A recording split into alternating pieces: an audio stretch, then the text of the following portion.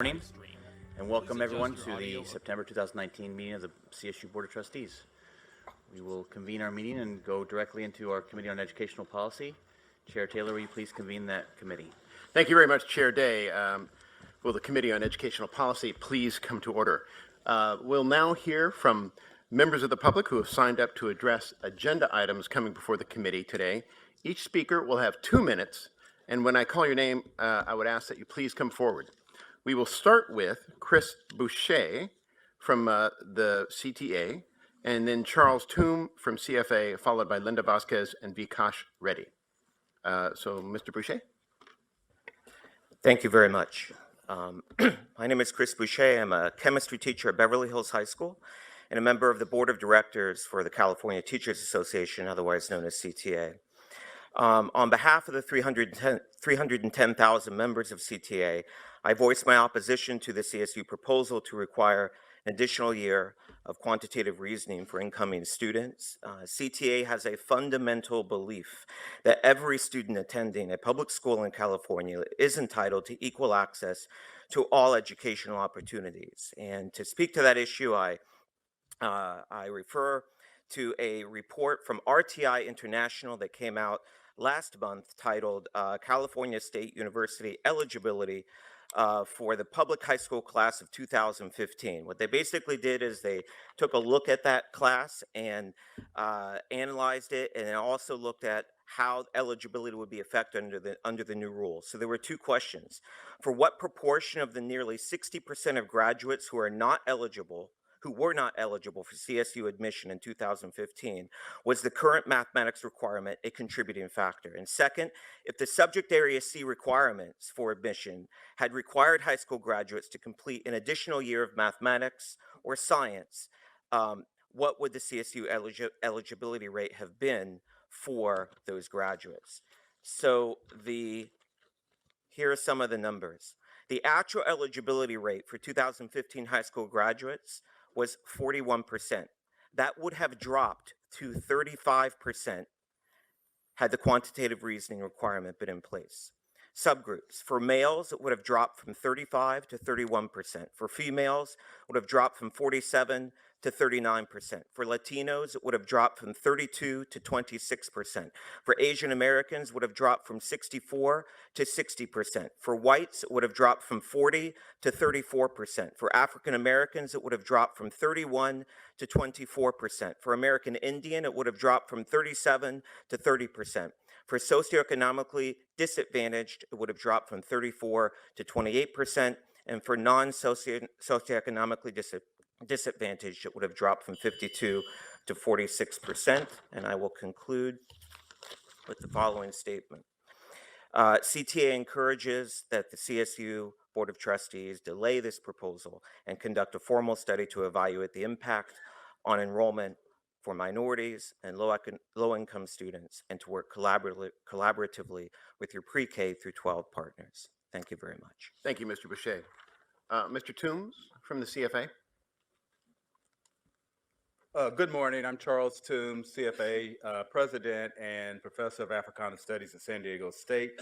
I'm here today to share with the board a statement about the proposed expanded quantitative reasoning admissions requirement.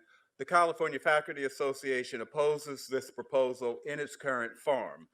Changes in policy often come from the best of intentions, but the impact is what matters.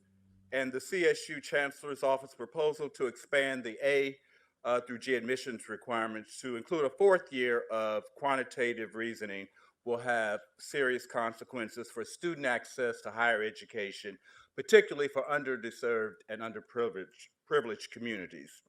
The proposal will create barriers to access to the CSU and exacerbate educational disparities already existing in California communities. Without due diligence with respect to civil rights and social justice, this process will have negative impacts on Black, Latinx, Native, Asian Pacific Islander, and poor and rural communities across the state, and will change the student demographics of the CSU, making it less reflective of California's racial and ethnic composition. Greater numeracy is a worthy goal, and perhaps an additional high school requirement is a solution. The question is one of cost in the present moment weighed against future benefits. CFA agrees with the ASCU in the concern that supporting student success via changes in entrance requirements could also simultaneously differentially harm students with either less access to or low awareness of these more extensive preparatory elements. In order to do this, the CSU must carefully analyze all potential outcomes of this policy shift with access and equity in mind. CFA agrees with members of the many communities who expressed their concerns to the Board of Trustees special session on this topic last month.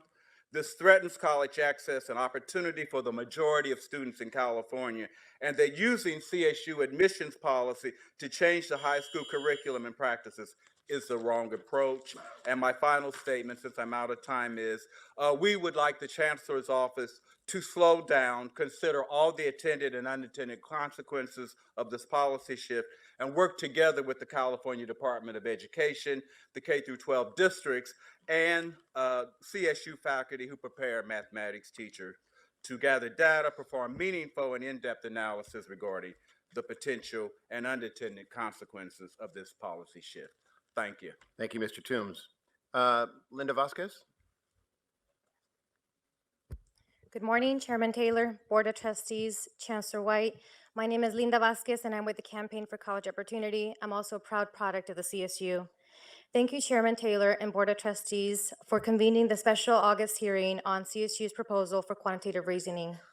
I commend you for your efforts to explore ways to ensure CSU students are successful. I am one of the many concerned advocates who have studied the data you have provided and have listened in on all of the public discussions on the issue. And still, I remain convinced that this is not the right lever to achieve the student outcomes we are looking for. I'm not a math major, but I know something doesn't add up. Why wouldn't the CSU divert their attention and resources to campuses as they support current students? Through its recent reforms to eliminate remedial education courses, students are seeing promising gains. Just yesterday, I listened to an NPR story on the promising curriculum redesign efforts intended to meet students where they are. Additionally, recognizing the statewide shortage of more STEM graduates and the lack of Black and Latinx students pursuing these pathways, CSU Dominguez Hills faculty developed a strategy to place and keep more students on the STEM pathways, particularly Latino and Black students. Most importantly, they strategize ways to be proactive in reducing the barriers to access and success for these students on their own campuses.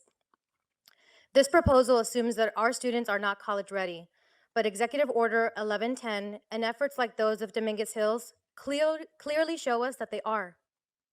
Board of Trustees, there are more than 60 concerned organizations, including education advocates and civil rights organizations, and 9 school leaders and organizations, including the California Teachers Association, the California School Boards Association, and you just heard this morning from the California Faculty Association, who are opposed. There is considerable concern here by the very same organizations who you need to be in conversation with. The CSU cannot, in good faith, move forward with these proposed changes when so many unanswered questions and legitimate concerns remain. Board of Trustees, choosing to move forward with this proposal, even with those concerns, knowing those concerns, sets a precedent for irresponsible, exclusionary policy changes. We urge you to postpone this vote. Thank you, Ms. Vasquez. We'll next hear from Vikash Reddy from the Campaign for College Opportunity, followed by 3 SQE representatives, Andrew Flores, Kalani Howard, and Tamil McKee Bay. Mr. Reddy. Thank you, Chairman Taylor. My name is Vikash Reddy. I'm the Senior Research Director of the Campaign for College Opportunity. By 2030, California must add 1.5 million more college graduates to its workforce, a considerable number of these in the STEM fields. Diversity within this workforce is critical to ensuring it serves the state's needs. This proposal, which lacks a rigorous research-based justification and which will cause untold harm to California's Black and Latinx students, is not the way to get there. Instead, trustees should take note of literature, some of it cited by the Chancellor's office itself, that offers ways for campuses to strengthen their STEM programs and pathways by enhancing the role of quantitative reasoning in the undergraduate curriculum. Trustees can learn from successes like the one at Cal State Dominguez Hills, where faculty conducted robust analyses of campus data, leading to changes that more than doubled its computer science enrollment and increased its conferral of these degrees tenfold without excluding students. We provided write-ups of the Dominguez Hills example to the Secretariat for your information. The challenges faced by our students of color are real, but they will not be addressed by this proposal. This proposal is not supported by research and evidence, and the correlations cited to date by the Chancellor's Office fail to account for student, high school, and college characteristics related to high school course taking and college success, and to date they rely exclusively on comparisons of students taking an extra C or D course, omitting analysis of the impact of an Area G elective on college outcomes and student success. At times when it seems we have more questions than answers, we must look to our mission to be our North Star. Cal State's mission includes a charge to encourage and provide access to an excellent education to all who are prepared for and wish to participate in collegiate study. It affirms that the institution seeks out individuals with collegiate promise who face cultural, geographical, physical, educational, financial, or personal barriers to assist them in advancing to the highest educational levels they can reach. We must live up to that mission, but we cannot do it through the current proposal. Thank you. Thank you, Mr. Reddy. Andrew Flores, Kalani Howard, or Tamil McKay Bay?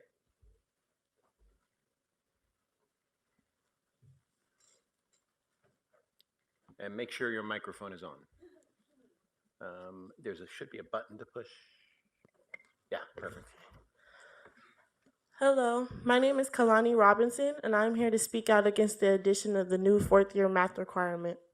In 2018, barely more than 70% of Black students graduated from high school. Out of that 70%, only 1 in 3 Black graduates are eligible for admission into the CSU system. I was lucky enough to be a part of the 3 Black students, one of the 3 Black graduates to be admitted to Cal State LA through EOP. I'm a 20-year-old Black girl from Compton, California, the city of hope, but the hope never seemed to find us. Our education system in the Compton Unified School District did not prepare my community to go to college, but just enough to earn a diploma. In 2015, my district has sent a round of pink slips, but only to the educators who seemed to see the students as people who mattered. This includes our math and laboratory teachers. A lot of teachers feared for their jobs that year, but the students fought to keep them because they wanted a future. If we raise the requirement for the CSU system, we are not doing our duty to cater to our communities. We can't make one Black student feel lucky to make it anymore. We have to make this experience normalized. Students for Quality Education are opposed to this proposal. Thank you. Thank you very much. Hello, my name is Tamil Makibe. I am a student at San Diego State University, and I am here to speak out against the quantitative reasoning requirement. The communities affected, namely vulnerable communities of color, African American communities, already lacking access to systems of higher education or quality education. By adding the quantitative reasoning requirement, the number of students eligible for admission drops from 1 in 3 African American students to only 1 in 5. Recognize that it is not the lack of academic preparation or intelligence that carries a student into higher education to graduation, but the lack of access to systems of higher education and resources that can enhance incoming student experiences. These resources need to ensure that students have housing and mentorship, connections with their campus and citywide community. Adding an additional math or science requirement will not enhance their experience, but continue to hinder their focus on what this experience can truly provide and the support that they have available to meet that potential in 4 or more years. Education is the goal, but access is where it starts.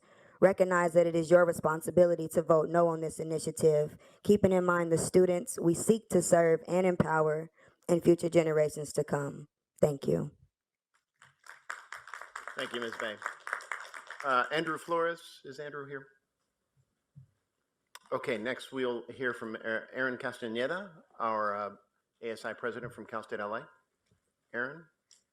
I didn't see you, but okay, then Quinn Davis, and then lastly, Deacon John Wilson.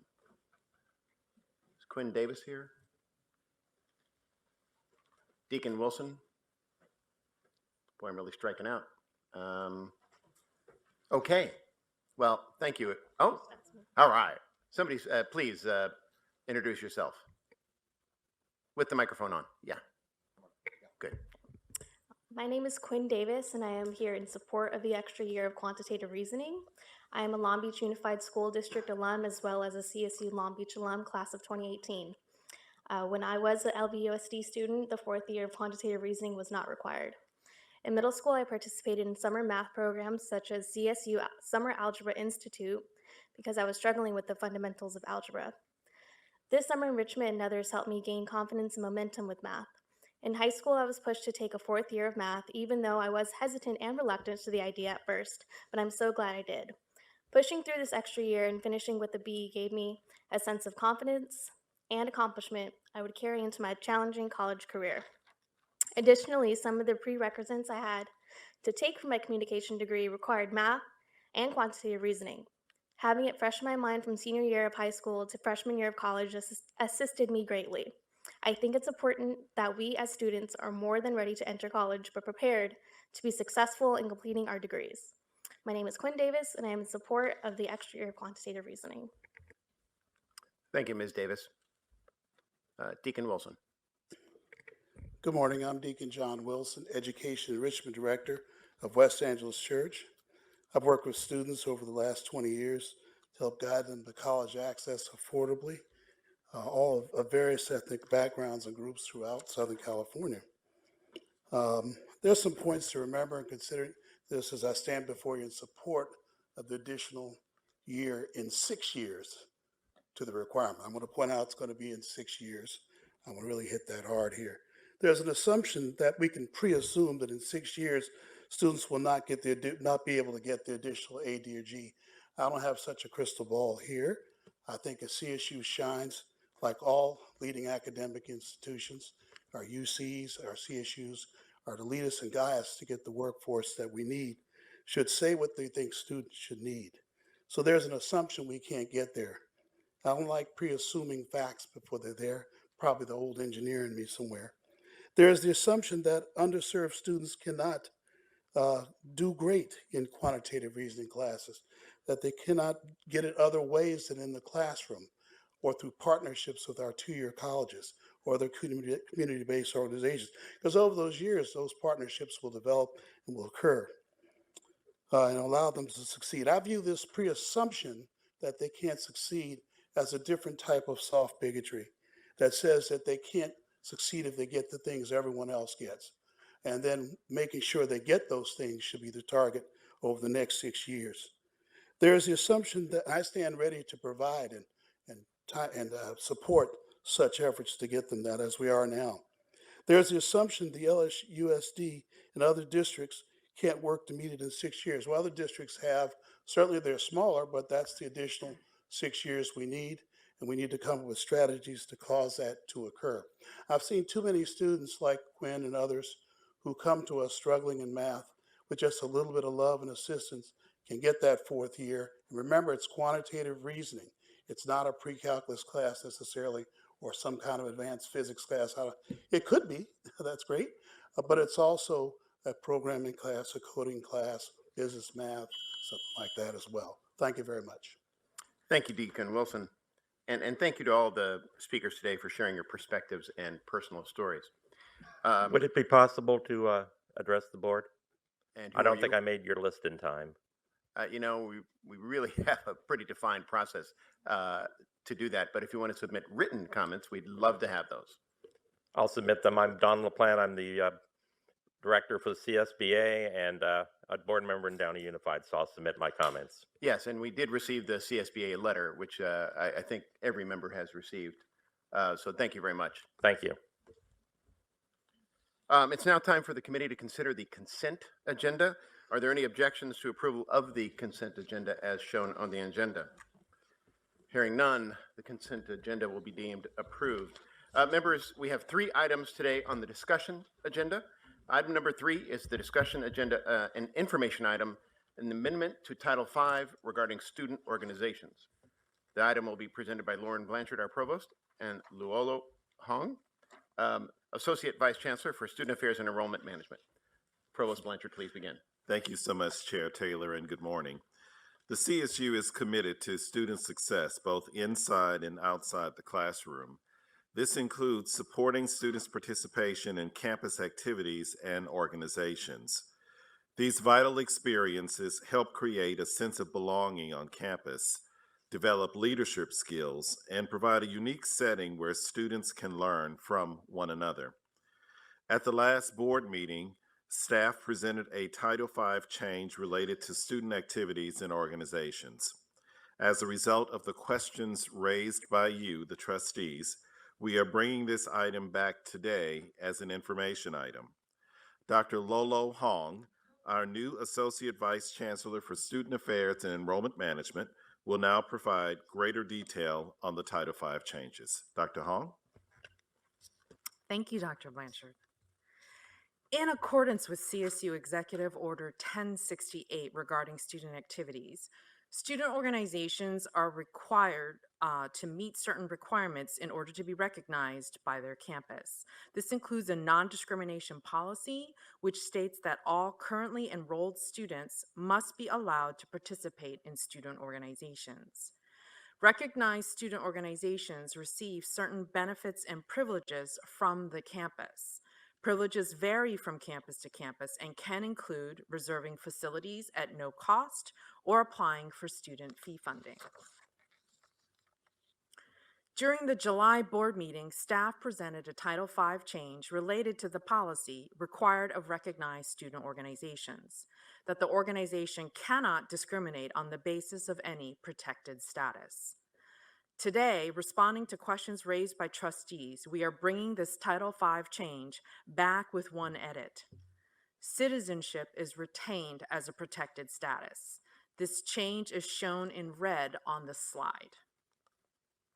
As before, the change would update existing Title V language, detailed in the agenda item and bolded on this slide, to align with other CSU policies as defined by federal and state law. It will add the following as protected statuses: religious creed, medical condition, genetic information, gender identity, gender expression, and veteran and military status. In addition, we're bringing forth 3 other Title V sections for updating. In all 3 sections, the language would be updated to refer to the protected statuses in Section 41500, the section updated on the previous slide. These changes would ensure consistency in this description across university policies and Title V administrative law.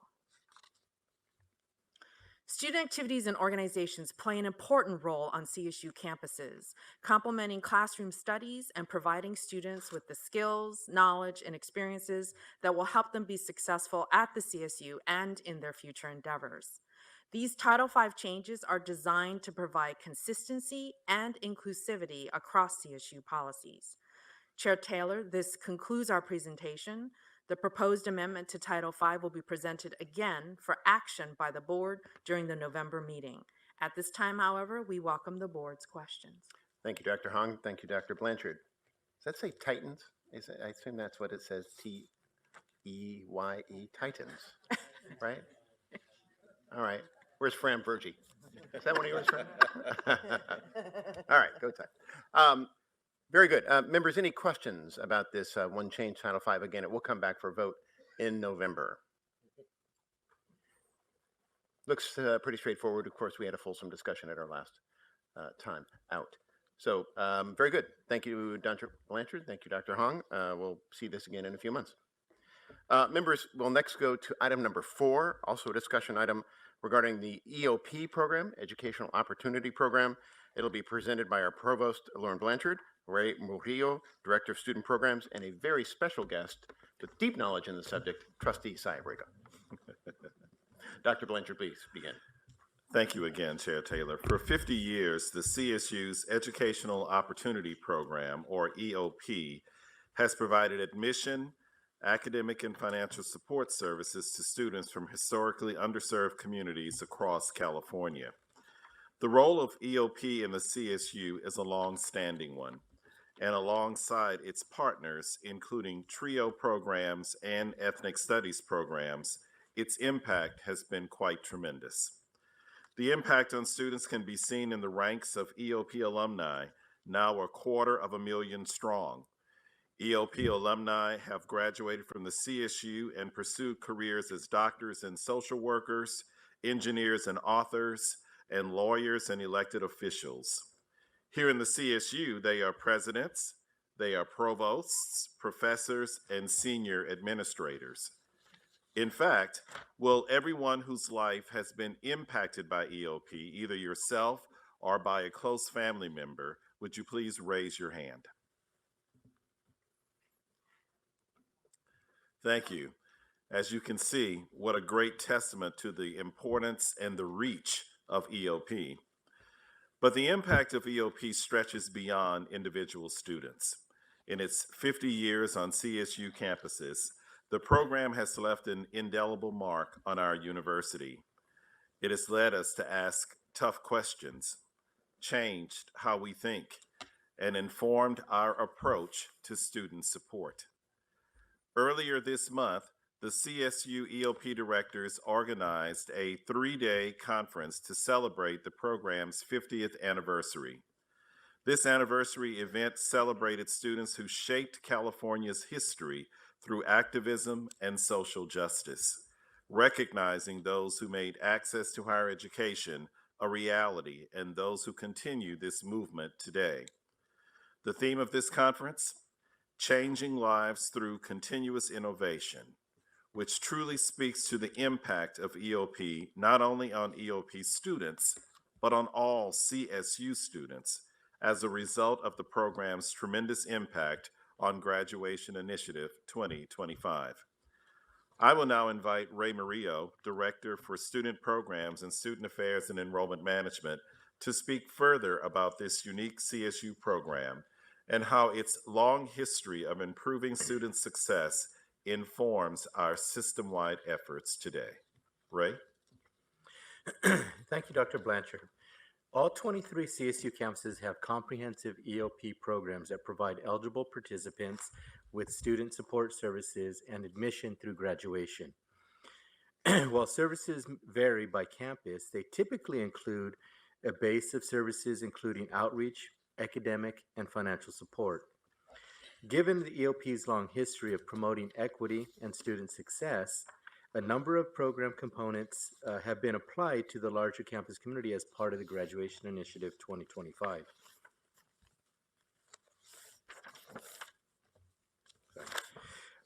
For example, EOP has long provided students with intrusive advising to help ensure that students stay on path to graduation and to provide early warnings should the student progress slip. Each EOP student is assigned a counselor who meets with them on a regular basis to review their short and long-term goals. Through a holistic counseling model, EOP counselors are able to identify students' needs and hardships that are beyond academic preparation and then connect them to the appropriate on- and off-campus services in order to ensure their students' success. Campuses have scaled up advising campaigns, applying them to additional vulnerable student populations to great effect. Another example of EOP student success strategies that has informed Graduation Initiative 2025 efforts is expanded and targeted orientation programs. EOP orientation programs are designed to introduce new students to the campus environment. On many campuses, the orientation stretches into the academic year with specific courses aimed to support a student's college success. These orientation programs and first-year programs are an integral part of campus graduation initiative efforts. One of the most significant examples of an EOP program that has been scaled is Summer Bridge. The summer programming opportunities through EOP, now available to a wider student population through other summer programs, help participants strengthen their academic skills in preparation for college-level coursework. Most importantly, the EOP Summer Bridge assists students in transition and acclimation to the college environment. And finally, A cornerstone of all EOP programs is an emphasis on fostering a sense of belonging or connection with the university. This supports retention, student success, and graduation. Recognizing the importance of building these connections early in the student's college experience, staff included this as one of the system-wide pillars of Graduation Initiative 2025, student engagement and well-being. It is now my pleasure to introduce Trustee Abrego, who will share his experiences with EOP. Trustee Abrego. Thank you, Ray. In 1968, CSU campuses were lonely places for people of color. The history of EOP is about students who wanted to change all that. The 60s were a turbulent time, a time of war, a time when a new generation of advocates for social justice challenged the status quo to confront our nation's inequities, a time that saw the convergence and culmination of the U.S. Civil Rights Movement, the United Farm Workers Movement, and the anti-Vietnam War movement. At the same time, college students across the country were galvanizing to promote equity.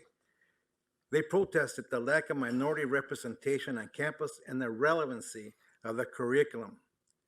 They held demonstrations, building takeovers, and hunger strikes, and organized thousands of meetings with college administrators. California and the CSU were leaders in that movement. EOP began as an experimental program on CSU campuses. They were small programs with maybe 50 students each, but through their demonstrated success in retaining students, they began to generate increasing support. In 1969, with mounting pressure from student groups, lawmakers in Sacramento introduced and passed Senate Bill 1072, the Harmer Bill, which formally established state-funded EOP programs at all the CSU campuses. Since that time, EOP has become part of the CSU culture, and as Ray noted, many of the services EOP provides are now considered best practices throughout the CSU. EOP has empowered hundreds of thousands of students across California to overcome social, cultural, and economic barriers to attain their goals of earning a college degree.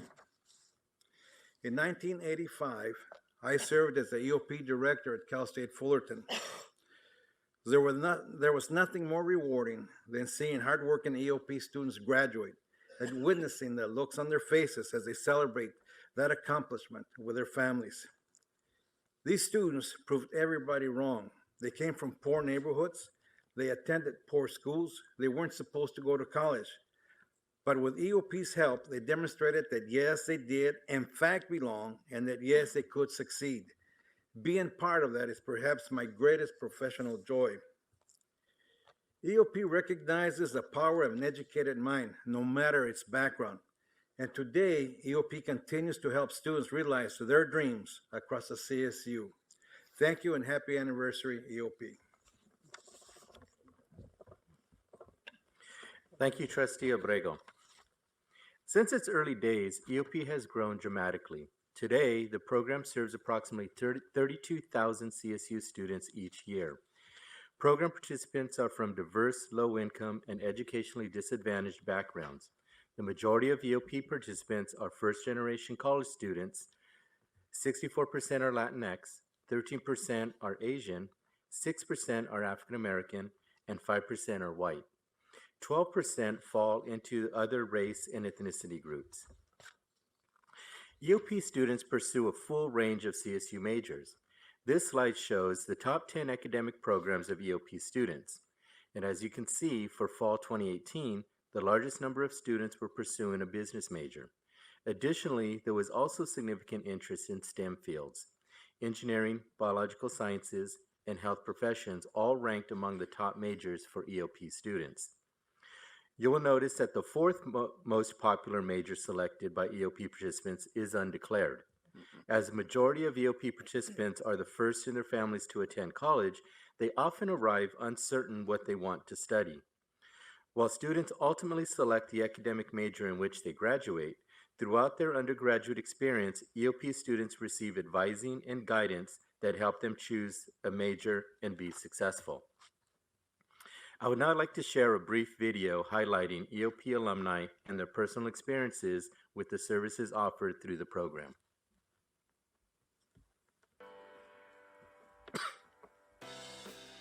Hi, my name is Bernetta Sadikoff. Hi, my name is Fernando Moreno. My name is Maria Jimenez. My name is Randy Van. My name is Mario Naranjo, First Lieutenant in the United States Army and a proud EOP graduate from the class of spring 2012. I'm a career and family navigator here for Fresno Bridge Academy in the west side of Fresno. I am a police officer for the Fargo Police Department. I am a secretary at Esperanza Foster Family Agency. I am currently at Fresno State for my single subject credential in kinesiology with an emphasis on physical education. The EOP program has taught me that anything in life is possible if you only put your heart and mind into it. Thanks to EOP, I was able to enroll in classes, get familiar with the school, and get many services that help make school so much easier. EOP taught me two things. Number one, to never stop believing in myself and the things that I can accomplish. And number two, to help people in order to make the community a better place. EOP gave me the opportunity to take back my education. EOP has had a huge impact in my life. I really enjoyed the structure the program had for me. I spoke with counselors on a daily. They helped keep my schedule aligned. Because I truly see the value added for families by what it is EOP does. And we hear it time and time again. If it was not for EOP, I would not have made it. Now in my career, I have the great pleasure of working with soldiers and strategic leaders all around the world, all thanks to the EOP counselors and staff who assisted me during my time at Fresno State. Thank you. So thank you, EOP. I really appreciate all your help. Thank you, EOP, for empowering the leaders of tomorrow. And thank you for everything that you do. I am very thankful to them for all the opportunities and all the knowledge they have provided to me and all of the future purposes they have given me. And EOP has been so supportive and helped me finish through my undergrad. And I definitely think it's such a great program.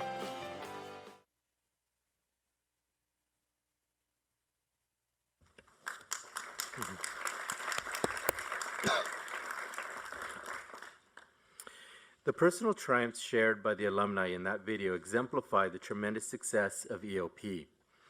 The program's student-centered approach has positive outcomes, helping close persistent equity gaps at the CSU. For example, system-wide data indicate that EOP participants are more likely to graduate within 6 years than their non-EOP peers. This matrix is important, as it is the basis of our Graduation Initiative 2025 goals of closing equity gaps. For the fall 2012 cohort, the most recent cohort for which we have data, 58% of the EOP students graduated within 6 years. When you consider that program participants are from historically low income and educationally disadvantaged backgrounds, it is clear that EOP students' support services are resulting in improved graduation rates for participants. Only 56% of Pell recipients and 55% of students from historically underserved communities graduated in 6 years, lower than the graduate rate of EOP participants. I will now return the presentation to Dr. Blanchard for his closing thoughts. Thank you so much, Ray, and thank you, Trustee Abrego. 3 years into Graduation Initiative 2025, and we have seen strong progress toward our student success goals. We anticipate this trend continuing when we announce the 2019 graduation rates during the November board meeting. But our graduation initiative efforts do not occur in a vacuum. Instead, they are informed and supported by a history of student success efforts, including EOP. As we continue to move forward with Graduation Initiative 2025, EOP's strong culture of promoting equity and success is integral to achieving our goals. We will continue to prioritize our EOP programs and look for opportunities to expand successful EOP strategies to eliminate equity gaps across the CSU. Chair Taylor, this concludes our presentation. We are happy to answer any questions that the board members may have at this time. Thank you, Dr. Blanchard, Mr. Murillo, and Trustee Abrego for the presentation. So I can't help but ask, we're providing all these great services. Students are graduating at higher numbers. why the heck aren't we admitting more students into EOP? What would it take to double the number of students in a program like this if the success is clearly indicative and we kind of know what works? Workshops, summer bridge, first year experiences, advising, etc. Why aren't we doing more of that as like the number one strategy to help drive our graduation numbers up? So the biggest issue with the impact and having a broader impact is, of course, naturally resources. Okay. So the capacity of the EOP programs have been kind of level for many, many years, not only in the services they can provide, but also through the EOP grant. So in augmentation, the state funding for the EOP has been pretty much flat for a couple of decades, a few decades now. So with that, if they can increase the number of staffing, decrease the ratios of student to counselor, certainly that will continue to have the trend of success that we're seeing.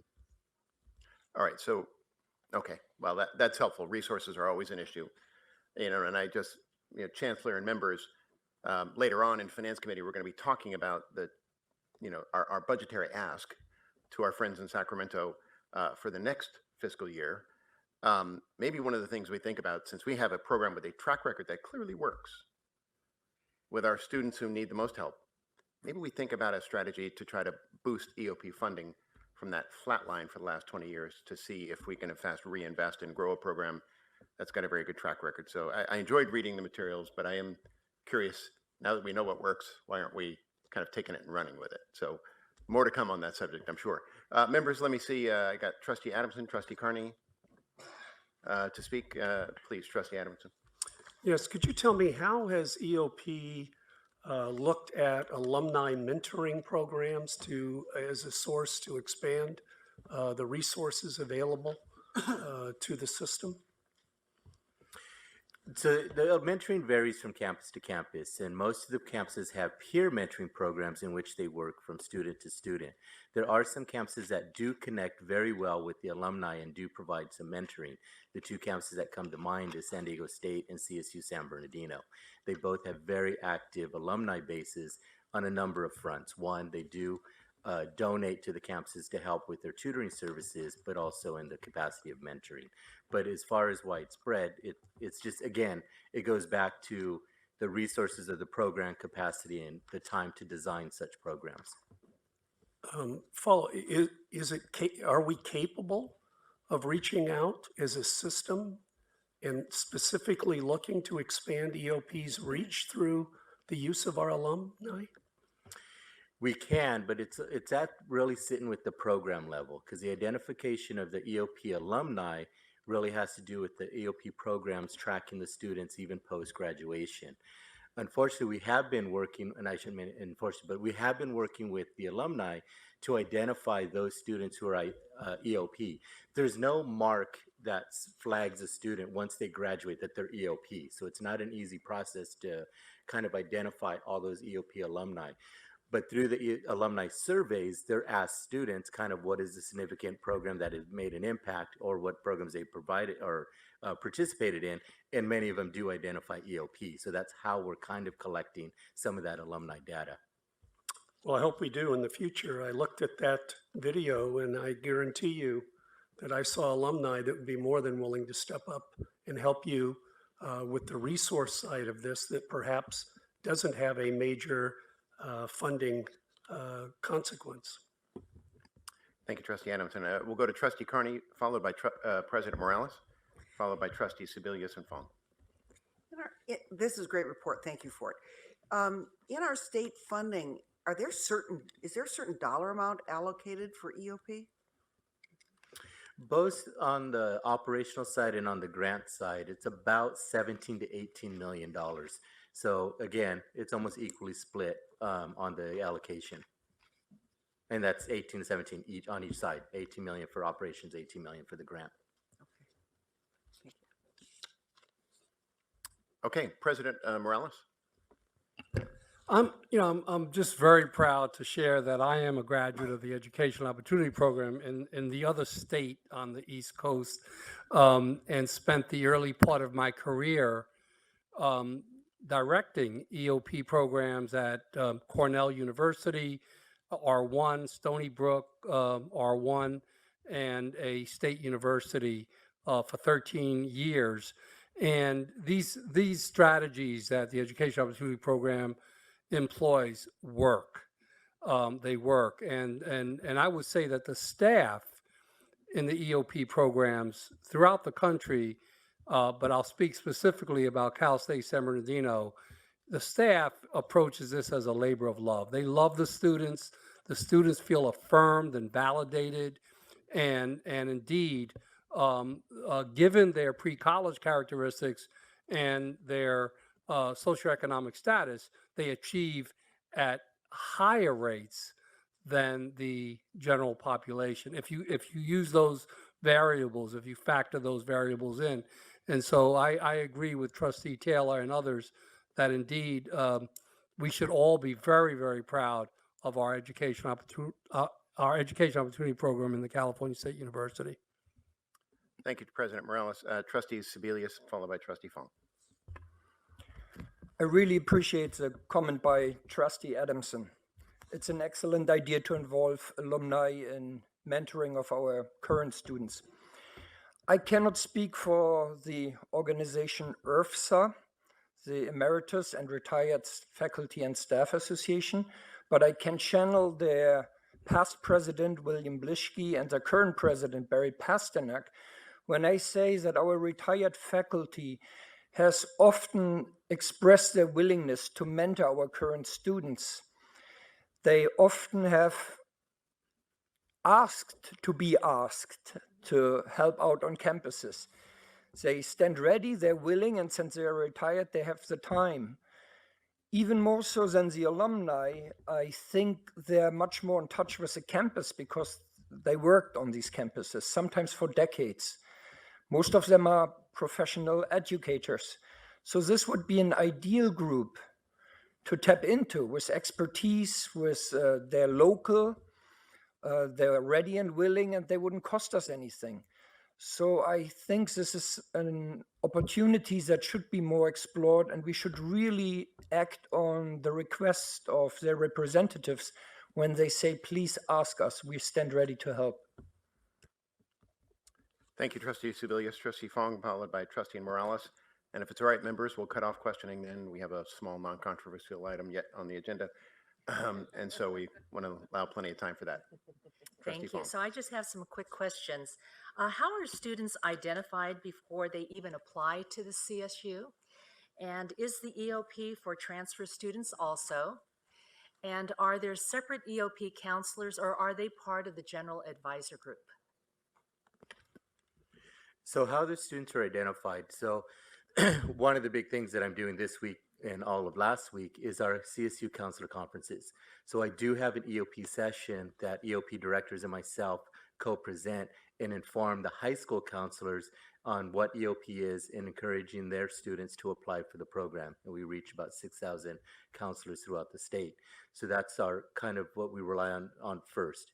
The other thing is, again, going back to the comment on mentors and alumni, it's word of mouth as well. They had such a great experience. They're going to make sure that their either siblings, relatives, friends know about the program as well. But it is an admission program. So the students do apply to EOP at the point of admission to the university. So we've integrated the university application with the EOP application, and there is a question for the student and a link to explain what the program is that asks, are they interested in applying to EOP? And since we've integrated it, I can confidently say we've probably seen the interest level in students applying to EOP increase probably by 3 times than what we were getting when we had separate applications. So the interest and need is clearly there. The second question about transfer students, yes, all of the EOP programs with the exception of 3 do admit transfer students as well, either in the fall and or spring. The 3 campuses that do not admit the transfer students, again, it goes back to resources and capacity. They're just the small, these are our smaller programs that are focusing on the first-time freshmen, which they've assessed as the most needed. And then the third question was the specialized counseling. So yes, the EOP programs all hire their own counselors and academic advisors specifically for the program to work with the students on their individual caseloads. They also work in concert with their major advisement advisors and so forth, or if there's a university advisement center, they will make sure that they work in concert so they're not either duplicating efforts or ensuring that the information they're providing is accurate. Okay, Trustee Morales, bring us home. Well, actually, my question was when you asked about how these students were identified, and thank you for your answer. But I did want to say how impactful this program has been, at least at Fresno State. Just a week ago, Saturday, I went to a reunion of the Chicano alumni of Fresno State, and I was so impressed with the generosity of the group, because their effort to celebrate the graduation of Fresno State, and most of these are EOP graduates, is to give scholarships to other Latinos who are at CSU Fresno to advance their studies. So that's another contribution. And also out of this group of EOP graduates was born the Chicano graduation celebration, which President Castro tells me that he's going to have to look for another venue because they can't fit in the 16,000 seat indoor stadium that Fresno State has. So again, there's another contribution. I just want to affirm the welcomeness and belonging that is so much part of this program. Thank you. Well, very well. Thank you, members. Great discussion, great program, great results. Thank you very much, Provost Blanchard, Dr. Hong, and Mr. Murillo. Members, before we go on to the next item, I erred a little bit on the consent agenda, which I pushed through a little too quickly. The consent agenda, as you know, had our minutes, and our Trustee Fong spotted a couple of misspellings. So I'd like to turn to Trustee Fong, ask her to identify those, and make the appropriate corrections. So Trustee Fong, please. Well, there are just two minor typos on page 3 in our agenda of the minutes of the August 29th special meeting that we had in quantitative reasoning. Just that in session 3, post-secondary success, line 2, academic senate CSU was omitted. And then in the bottom paragraph, in the third line, it should say impact students from instead of form. So 2 minor typos. Thank you very much, Trustee Fong. Any objections to amending the minutes and approving them as outlined by Trustee Fong? Hearing none, we'll deem that appropriately passed and appoint you proofreader for now until the end of time. So thank you very much. Well done.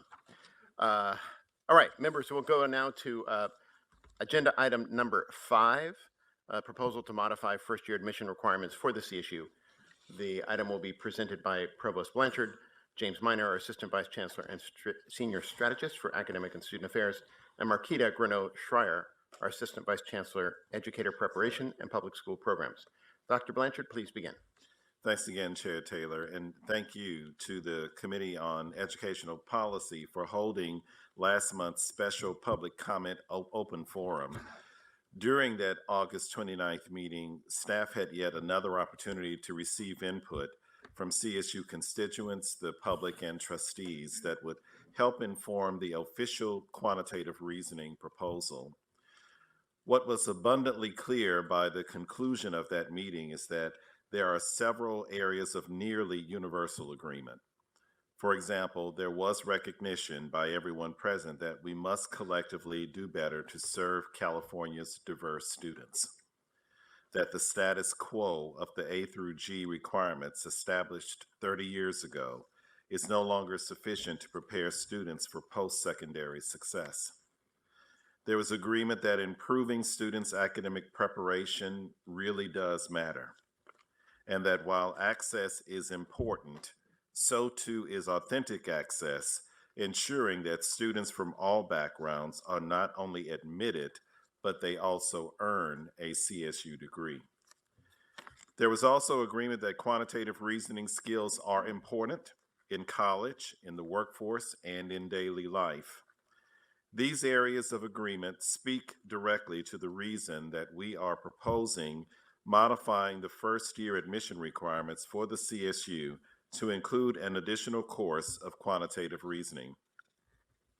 As we shared during the August meeting, the data and research are clear that additional quantitative reasoning preparation in high school increases the likelihood that a student will stay enrolled in college be successful in their college level courses, and most importantly, earn a degree. It prepares them with the skills they need to be competitive and successful in the current and future workforce, no matter their career path, no matter their interests, passions, and life experiences where they may take them. But from the August meeting, there were questions that remained from the public, the panelists, and the trustees. These questions largely fell into four main categories. First, school district capacity. What is the capacity of high schools today to meet the proposed requirement? And how would the CSU work in partnership with districts to be ready by 2026? Second, how do we ensure that proposed changes do not negatively impact students from historically underserved communities? Third, consultation. Is the Chancellor's Office working with the California Department of Education and individual school districts in developing and pursuing this proposal? And finally, timing. Why do this now? Why not delay this requirement? We welcomed and appreciated the feedback received and the questions that were raised. In today's presentation, we will provide an overview of the official proposal, and we will also directly answer the four questions, highlighting areas where input received during the August 29th meeting and previous consultation has been incorporated into the official proposal and implementation plan. To begin, I will now turn the presentation over to Dr. James Minor, who will present the official proposal, which is also included in the written item for today's meeting. Dr. Minor? Thank you, Dr. Blanchard. At the risk of being maybe redundant, I want to begin by reiterating that quantitative reasoning is not necessarily synonymous with mathematics. As shown here in the figure above, it is the confluence of critical thinking, mathematics, and real-world application. Quantitative reasoning is the ability to think and reason analytically and intelligently about measurement, dimensions, and capacity or probability, both personally and professionally throughout life. Quantitative reasoning skills are necessary for the 21st century learner and to be successful in the emerging and changing future of work, no matter the job or business sector. Recognizing the importance of quantitative reasoning preparation for student success in the classroom, in the workforce, and in daily life, the CSU is proposing expanding the A to G requirements that determine minimum eligibility for CSU admission. The CSU is proposing to require the completion of one additional quantitative reasoning course. The proposed requirement could be fulfilled with a high school science course, an elective with a quantitative reasoning foundation, such as personal finance or computer science, or a more traditional mathematics course beyond Algebra 2. It could also be met with a quantitatively based course offered through career and technical education or through dual enrollment in partnership with the local community college. The idea is that a high school student take the next appropriate quantitative reasoning course to strengthen their preparation for college level coursework and career readiness. It would be recommended that the student take the course in their senior year. However, it would not be required. Here on the screen, you can see the current course requirements for CSU admission. Along the left are the subject areas A through G. On the right, the number of courses required, totaling 15 minimum for eligibility for first-year students. I want to draw your attention to Area C, where 3 mathematics courses are required, and to Area G, where 1 college preparatory elective is required. This is what the A through G requirements would be for the CSU if the quantitative reasoning requirement was added. As you can see, the mathematics requirement has not changed. But where before only 1 course was required in Area G, now 2 would be required, including 1 chosen from Area C, mathematics, Area D, laboratory science, or a quantitative reasoning course within Area G college preparatory electives. One question that has been raised is whether students have the room in their schedule to take this additional course. We have reviewed the high school course-taking behavior of the CSU Fall 2018 entering class. On average, these students took 21 A to G courses, 5 more than would be required by this proposal. And this is consistent across all ethnic groups. The proposal would ask a limited number of students to change the composition of their course taking to include one additional quantitative reasoning course. On the screen here, you can see several examples of the college preparatory elective courses that would potentially fulfill the requirement. Elective courses in Area G would need to have a quantitative reasoning foundation to qualify. Those with a discipline based in science, computer science, mathematics, or interdisciplinary courses with the course descriptions that demonstrate the use of quantitative reasoning through numeracy, critical thinking, and application. Some courses such as forensics, engineering, and sports medicine could be classified as career and technical education courses. One hallmark of this proposal is that it provides students with the flexibility to take the courses that reflect their interest or desired field of study while also meeting the admissions requirement. I want to take an opportunity to show you several possible pathways a student could take and fulfill the course requirement, the courses that various students could take to fulfill this requirement. I want to start with student A, who may have a clear idea of what they want to do after high school. They have always gravitated towards the arts, and they know that that is the field that they want to pursue at the CSU. Student A takes 3 required math courses in his first, second, and third year, and then maybe celebrates being done with high school math. In his senior year, he takes a personal finance elective course offered at his high school to improve his financial literacy and preparation for adulthood. Student B is not as sure about the path after college, but she knows she wants the option of pursuing a career in science or engineering. To set herself up for the rigors of college level courses, she follows her 3 years of mathematics with a 4th year of traditional math, in this case, maybe pre-calculus. Student C has wanted to be a lawyer for as long as she can remember. She has her path all figured out, a bachelor's degree in political science from her local CSU campus, and then on to law school. She takes 2 years of math, and then in her junior year, takes a break from math to enroll in an environmental science course that looks interesting. In her senior year, she takes AP statistics to round out her CSU requirements. And finally, student D is completely undecided what he wants to do in college. His goal is to get accepted to the CSU and then determine his path once on campus.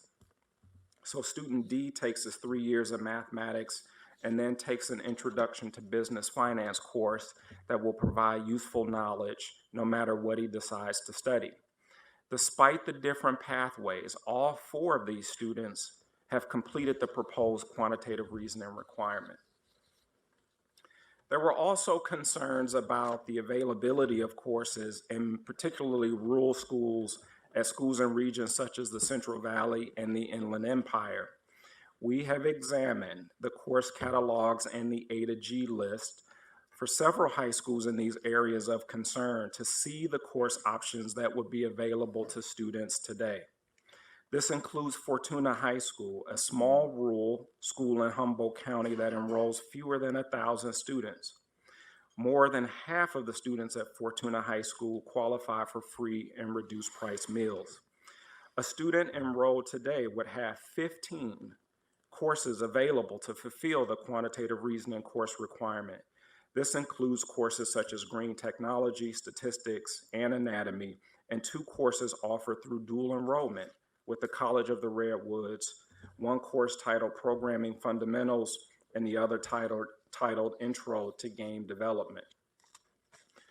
We did a similar review of course offerings at Fresno High School in Fresno County, where approximately 2,200 students are enrolled. 85% are Latinx, African American, or Native American students, and 87% qualify for free and reduced price meals.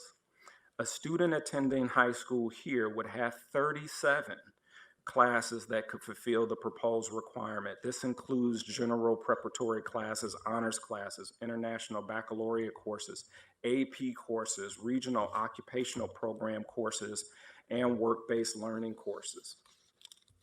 And finally, I want to show you course offerings at Martin Luther King High School in Riverside County, where more than 3,000 students are enrolled and about half are Latinx students. A student attending high school here would have 29 courses that could fulfill the proposed requirement. This includes classes like game design, sports medicine, and even marine biology. The proposal will improve the level of preparation among incoming students rather than create barriers. As previously shared, the proposal provides an exemption and additional support for any student who cannot fulfill the new requirement due to lack of resources or limited course availability in their high school. The exemption and how it would be applied was also a topic of interest during the August 29th board meeting. The exemption directly addresses the concerns raised regarding impact and how the CSU will ensure that the proposed changes do not negatively impact students from historically underserved communities. During the August meeting, a recommendation was made that the CSU work in partnership with the California Department of Education to classify schools with limited qualifying courses related to this proposal. This would automate the exemption for students applying from these schools, removing the burden for individual students to seek out the exemption. We have modified the proposal to include language to this effect. Data from the exemption process could also be used to more effectively target support for high schools that need to build course capacity. As capacity is developed and the number of exemptions needed decreases, the exemption would be phased out. This is consistent with the approach from the initial implementation of A to G requirements and addresses the trustees' concerns that an exemption would negate the academic preparation benefits of a quantitative reasoning requirement. I want to be completely clear. Under no circumstances, this proposal would not deny access to CSU students because they could not take a quantitative reasoning course through no fault of their own. During the August 29th board meeting, there were also a number of questions related to the implementation of the proposal. And I now want to turn the presentation over to my colleague, Dr. Marquita Greneau-Shire, to address these questions, beginning with a focus on existing district capacity. Thank you, Dr. Miner. During the August meeting, there were a number of questions raised by trustees related to the capacity of California high schools today. We have carefully reviewed the data and are able to answer many of these questions. First, as we previously shared, many California school districts have graduation requirements today that align with the CSU proposal. Examples of these districts are shown on this slide. This includes 4 of the 5 largest districts in the state, with the exception being the Los Angeles Unified School District. Every student graduating from these districts has already fulfilled or will fulfill the quantitative reasoning requirement. Through the CSU's longstanding partnerships with school districts across the state, we are aware that there are existing capacity disparities and regional variations. Data from the A through G database indicate that 99.7% of California comprehensive high schools offer at least one course that would satisfy the proposed quantitative reasoning requirement. Additionally, 96.2% of California comprehensive high schools can meet the proposed quantitative reasoning requirement today with at least 3 qualifying courses, including a math course and 2 or more science or elective courses. From the data, we are also able to determine which schools have more limited capacity. Today, 7 years before the proposal would go into effect, only 16 out of 1,453 high schools in California offer fewer than 3 qualifying courses or only offer a mathematics course. These schools are predominantly small charter schools, which combined graduated approximately 450 students in 2018. Of those graduates, approximately 56 met the existing A through G requirements and were eligible for CSU admission. Using the data on existing school district capacity and having identified the schools that are most in need of capacity building support, we are developing an implementation plan that directly targets those schools to support their readiness by 2026. Much of this work is already ongoing, as I will describe over the next several slides. In addition to the schools that we have identified for partnership to build course capacity, there are 21 school districts that have been identified where further examination of student course-taking behaviors is warranted. These are districts that may offer sufficient courses. However, based on an assessment of CSU Fall 2018 first-time student data, these districts first have 20 or more students who enter the CSU not having met the proposed standard, and second, have an overall percentage of students meeting the requirement that is below the 91% average for all students. With these data in hand and districts and schools identified, the CSU has identified 3 areas of focus for implementation, partnership, and investment. Curriculum shown in yellow or peach, teaching capacity shown in blue, and communication shown in green. Let me briefly walk you through each area. First, the CSU will expand curriculum in quantitative reasoning by supporting the adoption of bridge courses in California high schools. We will do this by using the successful expository reading and writing curriculum, or ERWC, as a model to expand quantitative reasoning course availability in California high schools. ERWC courses were co-developed by CSU and high school faculty. These courses were integrated into California high schools, expanding high school capacity through partnerships between the CSU and county offices of education.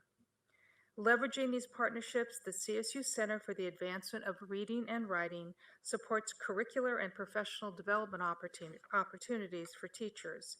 We will follow the same model to develop quantitative reasoning courses and to continue to build capacity in California high schools. Indeed, this work for quantitative reasoning has been ongoing. Since 2016, CSU faculty and staff have been working with the California Department of Education and PK-12 and community college partners to develop a bridge or transitional course from high school to higher education through the California Mathematics Readiness Challenge Initiative, or CMR-CI. These courses provide an additional way for students to meet the proposed quantitative reasoning requirement. And these courses can be found across the state, from Nevada County in the north to San Diego County in the south. Currently, through partnerships with CSU campuses, transitional courses exist in more than 160 California high schools. More than 10,000 students participate in these courses, which are shown on this slide. We will continue to support these courses and work with districts to expand these course offerings, beginning with the districts previously identified. We will also help expand curriculum in quantitative reasoning through professional development and in-service opportunities for PK-12 teachers. Many of these opportunities will be conducted by the CSU Center for the Advancement of Instruction in Quantitative Reasoning. And the CSU will continue to partner with the University of California to clearly identify courses meeting the requirement and provide support for high schools that are developing new courses. Second, the CSU will address teaching capacity by leveraging the existing success of CSU colleges and schools of education in growing the teacher workforce. These capacity building efforts will be aided by the nearly $10 million additional investment that we're making in the CSU's Mathematics and Science Teacher Initiative, a program aimed at preparing teachers in STEM fields. This investment is on top of the $2.7 currently invested each year by the CSU and will further grow enrollment in teacher education programs on CSU campuses. And as funded through this year's state budget, the CSU is establishing the Center for Closing Achievement Gaps to strengthen professional preparation and effective instructional practices and the use of data and continuous improvement strategies for closing academic achievement gaps in PK through 12. Finally, the CSU will engage in a significant communication campaign to ensure educators, families, and prospective students are aware of and prepared for this admission change. This includes communication directly to high school counselors and other educators during the CSU Counselor Conferences, updated information provided by our 23 campus outreach and recruitment offices, and increasing our support for the expansion of the California College Guidance Initiative. The final area I wish to address is partnerships and continued consultation, an area on which we received significant feedback during the August 29th meeting. This is feedback that we are taking to heart and implementing. While consultation with the California Department of Education, county offices of education, and school districts have occurred over the past 2.5 years, we will continue to meet with them regularly as we move forward. For example, the CSU and the California Department of Education finalize a new data sharing agreement to jointly gain a better understanding of A through G course outcomes for CSU applicants. This work will inform implementation efforts and help target capacity building and development of curriculum in key districts and schools. Through increased investment in the enrollment of more teacher candidates, our campuses will work closely with partner districts and county offices to continue to help address teacher shortages and ensure dissemination of admission and academic preparation information. Just last week, my colleague, Dr. Miner, participated in the Superintendent of Public Instruction's own forum on quantitative reasoning. I know my colleagues and I have shared a significant amount of information with you during our time, so let me briefly summarize the key points. First, this proposed policy will support students' post-secondary success and prepare them with the skills they need to be successful in the workforce and in daily life. To address the question of timing, we are moving with a sense of urgency, as each year that passes without taking action equates to thousands of students who are underprepared for success in college and underprepared to pursue the careers that will define the future. Second, this proposed policy will provide students with flexibility. Students would be able to take the quantitative reasoning course whenever it fits best into their schedule. There are also numerous types of classes that would fulfill the requirement, including science courses, qualifying elective courses, mathematics courses, career and technical education courses, or dual enrollment with a community college. Third, this proposed policy provides PK-12 districts support and time to prepare. A number of districts are already in alignment with the proposal, while others offer ample course offerings to students. For the districts that have been identified as needing assistance in building capacity, however, the CSU will continue to work in partnership to ensure they are ready for the 2026 implementation. And finally, this proposal ensures that no student is denied access to the CSU because their high school lacks the resources to offer qualifying courses. This proposal will not harm students from historically underserved communities. I'll now turn the presentation back to Dr. Blanchard for his closing remarks. Thank you, Dr. Greneau-Shire and Dr. Miner. The proposal put forward today is the result of several years of consultation. It has benefited from the collective knowledge of numerous parties. It has been adjusted to reflect feedback from trustees and the public. And it is accompanied by an implementation plan that builds on the long-standing partnerships between the CSU and the California's K-12 schools. We recognize, however, that despite the additional information and the changes made to the proposal, there are still those who have concerns. These concerns are understandable. After all, in the history of the CSU, you would be hard-pressed to think of a time when change, even positive change, was not met with questions, worry, and outright opposition. We actually saw this about 2 years ago when the CSU announced its new policy related to academic preparation. The concerns raised were similar to those we have heard here on this topic, that there isn't enough time to be ready, that we will be setting students up for failure, and that this policy will disproportionately harm students from historically underrepresented backgrounds. But we considered the cost to students of maintaining the status quo, and together we moved forward. We discontinued standalone developmental education courses at the California State University, and the result was 7,000 more students successfully completing a lower division mathematics course, 7,000 more students earning credit, earning a degree, saving money, saving time, and on track to reach their career goals. And the group of students where we saw the most significant and positive impact were our students of color.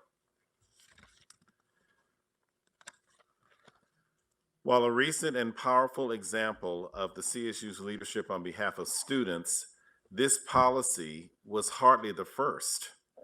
30 years ago, I understand that individuals and organizations came in droves to the Board of Trustees meeting to register their opposition to the A through G admission requirements that were under consideration. School districts questioned whether they could meet the requirements, and community voices raised the concern that we would be setting the bar way too high and that it would close the doors of the CSU to students of color. The trustees at that time heard those concerns, but instead of standing by the status quo, a status quo that was resulting in students arriving at the CSU at that time woefully underprepared for college-level courses, trustees demonstrated leadership, taking the courageous step and approving the A through G course requirements. And we've all seen the result of that action. We see it every day on our 23 campuses, which have become more, not less, diverse. We see it in our graduation rates and the overall arc of progress. And we see it in the stories of our nearly 4 million alumni as they leave the CSU prepared for success in the workforce and prepared for success in their individual lives. In fact, following the CSU's adoption of the CSU admission requirements, California school districts began aligning their graduation requirements to dramatic effect.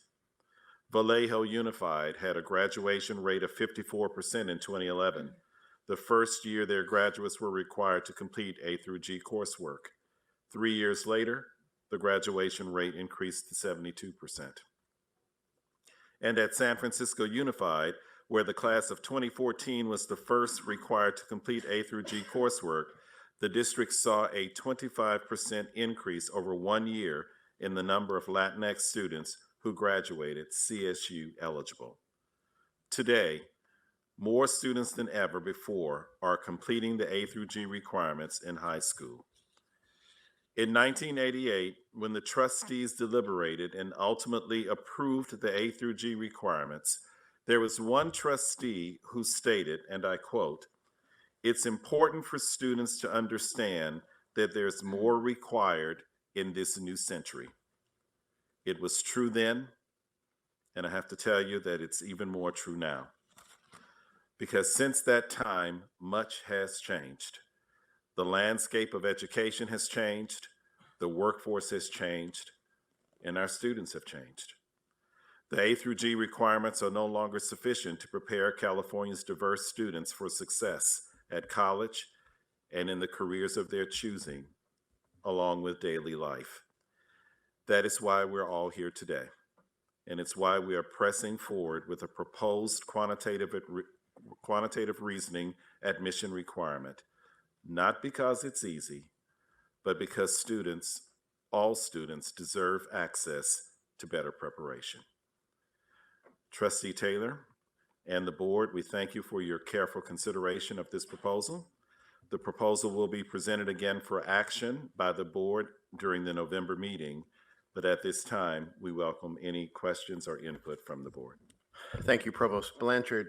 Members, we've been running hard since 8 a.m. With your indulgence, I'm going to suggest we take a short break for lunch and then come back and, Mr. Chair, I look to you for guidance. 30 minutes? Yeah, 12:50 would be great. 12:40, say again? 12:50. 12:50.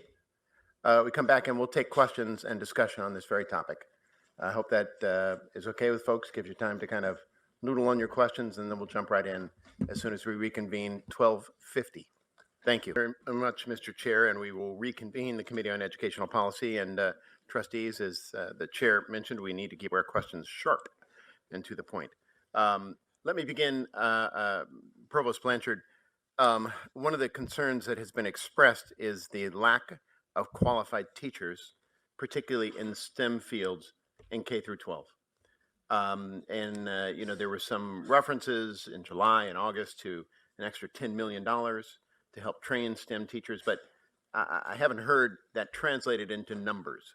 Is that 10 more teachers a year? Is it 1,000 more teachers a year? What's the hard and fast commitment that our schools of education and teacher training are making to actually produce the bodies who can deliver on this proposal? Thank you for that question. So as you said, this initial $10 million is on top of the original commitment to support the Math and Science Teacher Initiative. In 2005, the baseline number of teachers we produced was 750. So this additional funding, we've made a commitment to double that. Right now, we average about 1,000 new teachers every year. So with this funding, we've made a commitment to double that number from 1,000. 1,000 STEM teachers or? 1,000 STEM teachers. Okay. Yes. And so with this commitment, we think we can go to 2,000 a year. We think we can. We think we can. We think we can. We think we can. And we're developing an implementation plan with the deans and the directors of the colleges of education. And when will the implementation plan be done? And when will we be able to say more than we think we can, but rather we're sure we will? So I and my team are working on that plan right now. I'm meeting with education deans in 2 weeks to present a plan. I need their input. This is not the chancellor's office doing this work. This is our colleges and schools. So I'll present something to them in the next month or so, then come back by the end of this year with a firm plan. Right now, what we did is the monies have already been allocated for this year. So year one monies are supporting the MISTI plans, again, that original funding. Years 2, 3, and 4, I expect the plans to look different, building upon the success of the MISTI plans, but adding some new pathways, some new recruitment opportunities, some new financial aid opportunities for our students. An extra 1,000 STEM teachers. So now we're up to 2,000 STEM teachers a year. And we've got 6 years till we have to make this official. So now we've got 12,000 more STEM teachers, assumably well qualified and eager, ready to go. Give me a sense, there are what, 3,600 high schools in California, give or take. Is that enough?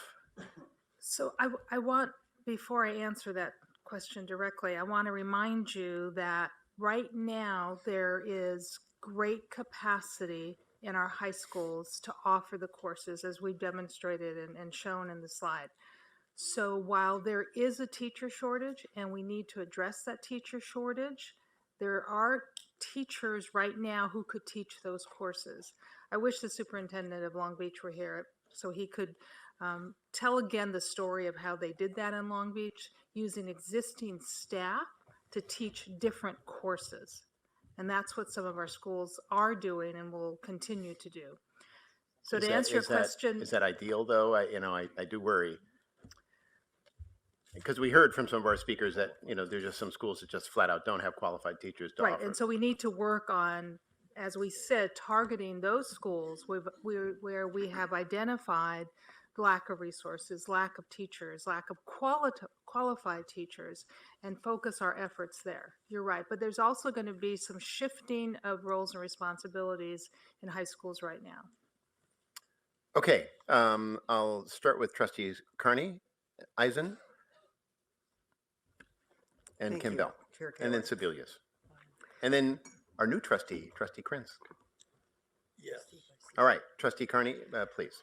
Okay, so my first question has to do with the most commonly articulated concern about this proposal, which is the potential disparate impact on historically underrepresented minorities.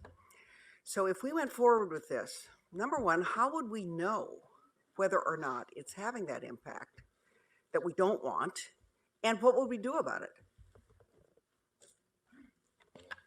So thank you. It's a good question and a concern that, of course, we have heard, and we've tried to be diligent in responding to that. But in short order, the safety net of the exemption, which we've already discussed, but we also, if you remember, make a presentation every March to the board on academic preparation and how those factors are influencing the enrollment trends in the CSU. And so I think we will have, with a great deal of precision, to be able to tell how the impact of this proposal is shaping the incoming classes to the CSU. So there will be no question mark about whether or not there are demographic changes or racial ethnic changes in the incoming classes. But I just want to be clear about this. I want to be clear about the scope of the proposal, which really asks the question of whether or not it is reasonable to ask students who are going to be CSU bound to take one additional course, and the question of whether or not students who are in high school today are able to do that. And based on our research, I think the answer is yes. And we don't have any evidence to suggest that students of color will be disproportionately impacted by this. Well, that's true, but we don't know what we don't know. And so that's the concern. And I think that's the articulated concern, and that RTI study, which I don't think is predictive of the future, nevertheless sounds a cautionary note, to which I think we ought to pay attention. So my follow-up question is, on this data sharing arrangement now with the California Department of Education, will we be able to track, I mean, way before this admission requirement is effective, can we track what students are doing? Are they taking an additional quantitative reasoning course? If so, what are they taking? And then can we follow them into the CSU to see how they're doing in the CSU? So the answer to that is yes, and we are able to track incoming students. And the data sharing agreement with the CDE does give us an opportunity to look at high school course taking behavior for students that will arrive to the CSU or who have arrived at the CSU. And so part of that data sharing agreement has allowed us to be able to more specifically pinpoint the course taking behavior of students from which districts and which courses they're taking. So yes, I think we're going to have a lot of information that will allow us to do two things. One, pinpoint the schools and school districts that need additional support, and also look at the trends in course taking behavior for different populations of students. Okay, I have just two more things. One is this. You know, I struggle with, and I hear some speakers struggling with, the impact on students who can barely pass Algebra 2 now. You know, students who just struggle with math, maybe they get a C or a C minus. So actually the opportunity to take a quantitative reasoning course, which Algebra 2 is not a foundational subject, is probably could be very helpful. But how do we know that courses like personal finance and statistics and all the other programs that we see up there that some high schools offer, are they going to be available online? Are they going to be available, you know, through some means that make them widely available across the state and not just dependent on what individual high schools can do? So I think this is a good question, but let me be clear. I think I tried to make this point maybe not as gracefully as I would have liked during the CDE hearing. And one of the things I shared was asking us to be clear about the scope of this proposal. And I worried a little bit about the fact that the challenges, new and old, of PK through 12 are now resting on this proposal. The proposal that we're advancing is not necessarily meant to solve every challenge, new and old, in K-12. I think we're going to work on those simultaneously. But there are a number of students who are not completing the A to G requirements today. I think there's still a path for those students to the CSU. Remind people all the time that half of CSU students arrive from California community colleges. And so for those students, I think there's still a path to a CSU degree. The proposal asks among students who are CSU bound, what we try to demonstrate today, that those students are already taking 20 A to G courses. The students who are likely to arrive at the CSU are already taking 20 A to G courses. And so the question is it reasonable to ask them to take one additional quantitative reasoning course and change the composition of their course taking that would lead to greater success once they arrive here in college? And so I want us to be careful to not necessarily commingle every challenge that is before us across the public education in the state of California. And then lastly, Okay. one thing, when you come back to the board in November, will you please outline in the staff report how you expect to report back to the board about what's happening? If we approve Absolutely. this, Absolutely. what's the reporting process going to be? Absolutely. Great. Thank you, Trustee Carney. We have a number of folks who'd like to be heard. Trustees Eisen, Kimbell, Sebelius, Krinsk, Garcia, Abrego, McGrory, and Morales. And fair warning to members, the presidents, we may ask you to weigh in a little bit as well, because I know a number of you have given this matter a great deal of thought, and we'd love to hear from you. So let's go to Trustee Eisen, followed by Trustee Kimbell. Thank you. In the interest of keeping this short, I was going to spend some time thanking all of the trustees and the staff and everybody who participated in that extraordinary meeting that you chaired, Trustee Taylor. I spent 4 hours yesterday reviewing it once more, and I like the idea of 4 questions. Reminds me of being at a Passover Seder, so I have 4 questions myself. The first one, and it relates to a lot of what I heard at that meeting just yesterday. What is the problem that we're trying to resolve? And I know that sounds kind of simplistic, but unless we have a really firm idea of that, we're not going to have a good idea of whether this proposal will help us solve that problem. I don't think it's that may be the easiest of my questions, because it is clear from what we heard at that meeting that there is a problem. There's a big problem. It's so vast that it's a little hard to get your arms around, because as somebody called it both at the meeting and today, the bigotry of low expectations. And we know enough from the studies that this goes way back to the very beginning of one's education. And then it continues and it continues. And that we at the higher ed end are trying to figure out what we can do to impact this huge problem that has started, 12 years earlier. So I think you're right, Dr. Miner, that we can't solve every problem, but we should be clear about what we're trying to do. And we're trying to make an impact on that problem, making sure our students have the full opportunity to explore all of the economic career paths, et cetera, that are available, and not be made to feel that they can only succeed if they go this direction versus that direction. And believe me, I spent 6 years till it dawned on me that a woman could be a lawyer. And 6 years I was out of the economic market because society had not educated me to the fact that women could be lawyers. This was a long time ago, believe me. My second question, and I voiced this at our last meeting, what is quantitative reasoning? It is really hard for us to get our arms around this because it's not math.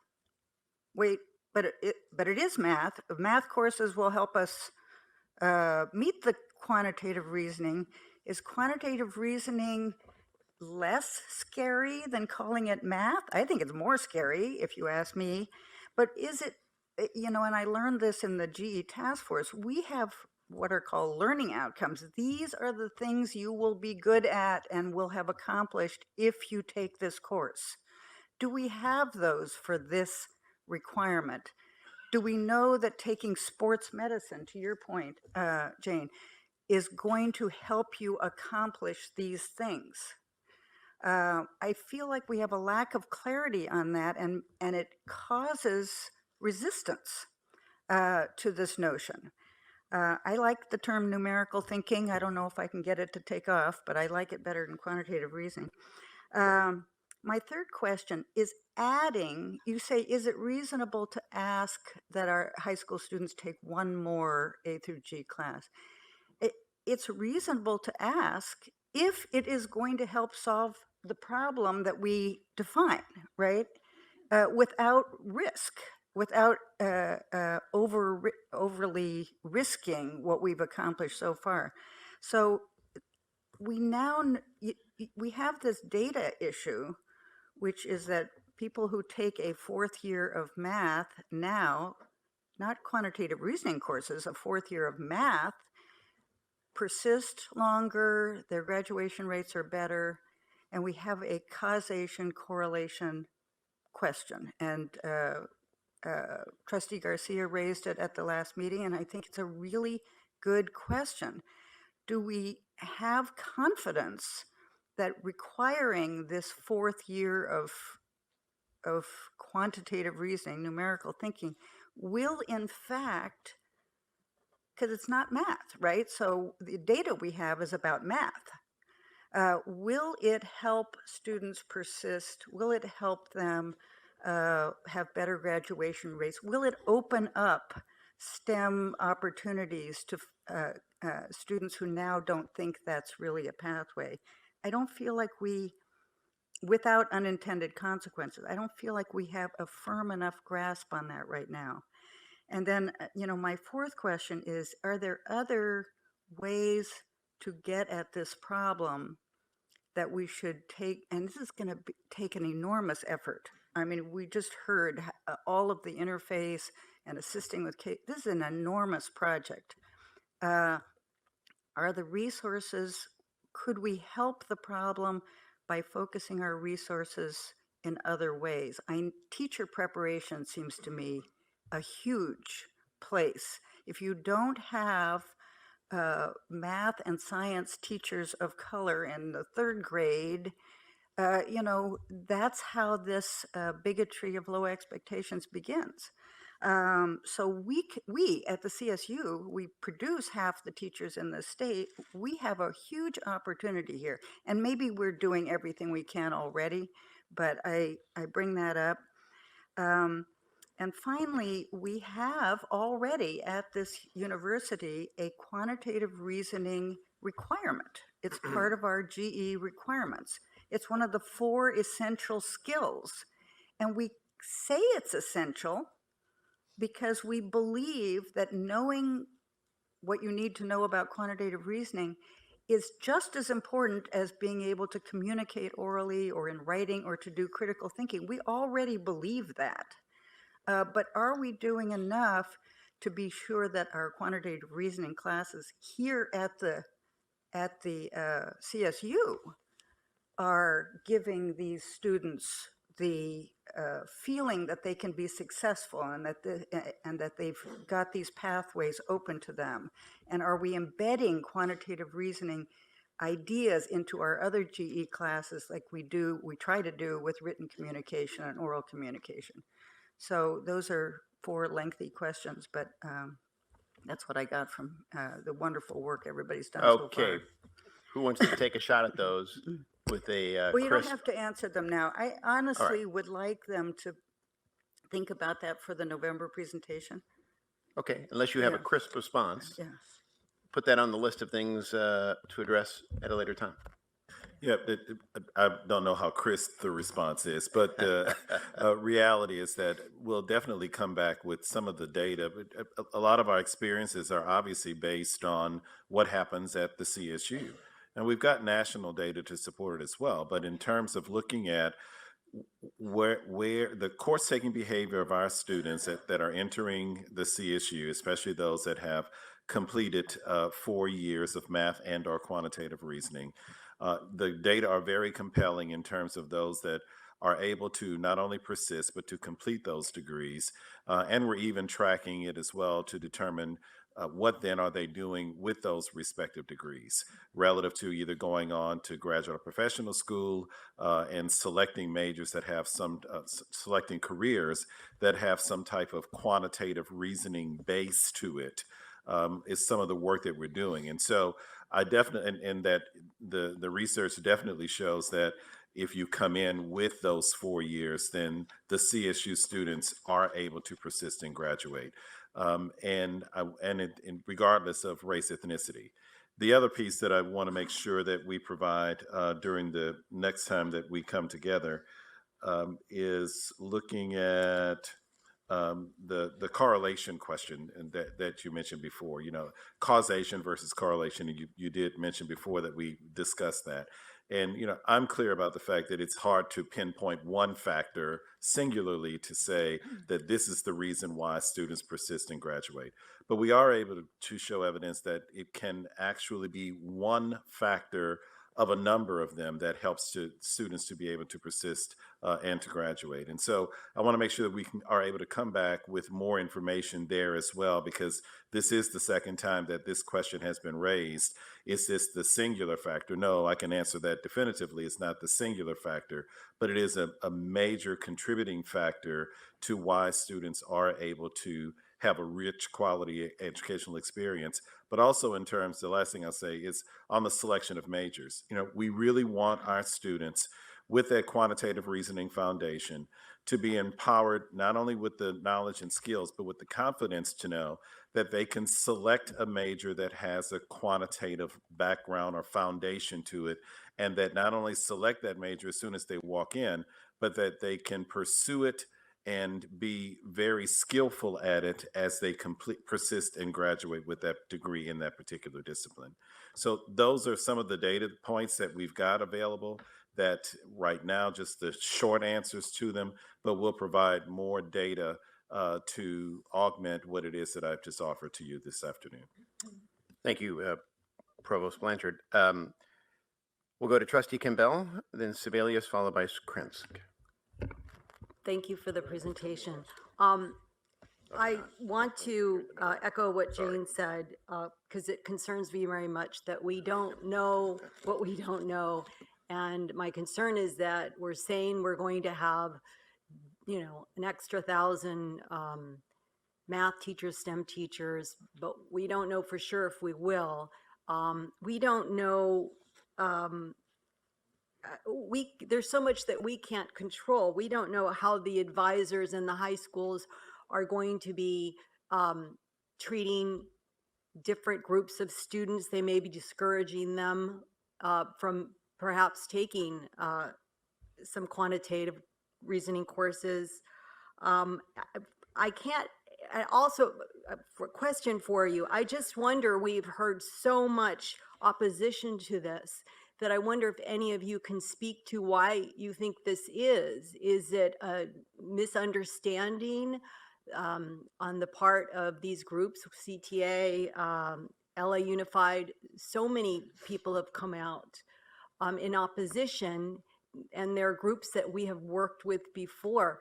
So I'm just wondering what your thoughts are on this, first of all. So thank you, Trustee Campbell. I appreciate the questions about the unknowns associated with the policy proposal, but I want to encourage us to sort of rehearse what we do know. And I think Dr. Blanchard started with some of this. We do know that roughly a third of our students prior to last year's policy change were admitted to the CSU and immediately deemed underprepared in college level math, and quantitative reasoning. We know that, and we've got cohorts of data to suggest that students were admitted and immediately said, you're not prepared academically to be here. We also know that the students who who received that message were Black and brown students and underserved students. We know that. We also know when we look at the data of like students, groups of students across the board, students who arrive with 4 years of math or quantitative reasoning are retained at higher rates, they graduate at higher rates, and they have access to a range of majors and careers. Those are things we know.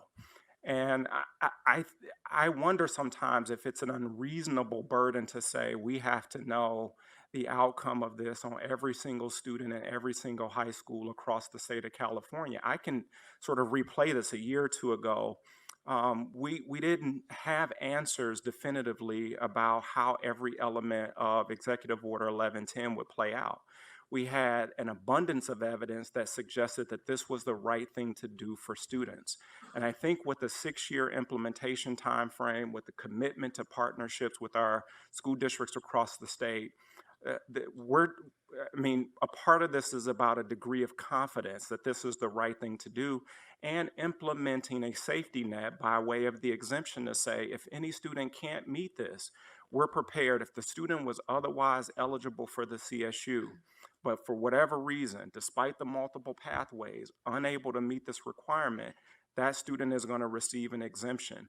So I think what we are working with is a high degree of confidence that this is in the best interest of students. And the very students that we're concerned about are likely the students who are going to benefit most from this proposal. Thank you very much. Let's go to Trustee Sebelius. Oh, we had a follow-up? I wanted to hear a response as to why anybody thinks we're getting so much opposition from groups that we worked with before, and I know when we went through the Executive Order 1110, there was opposition, but nothing like this from a broad swath of groups across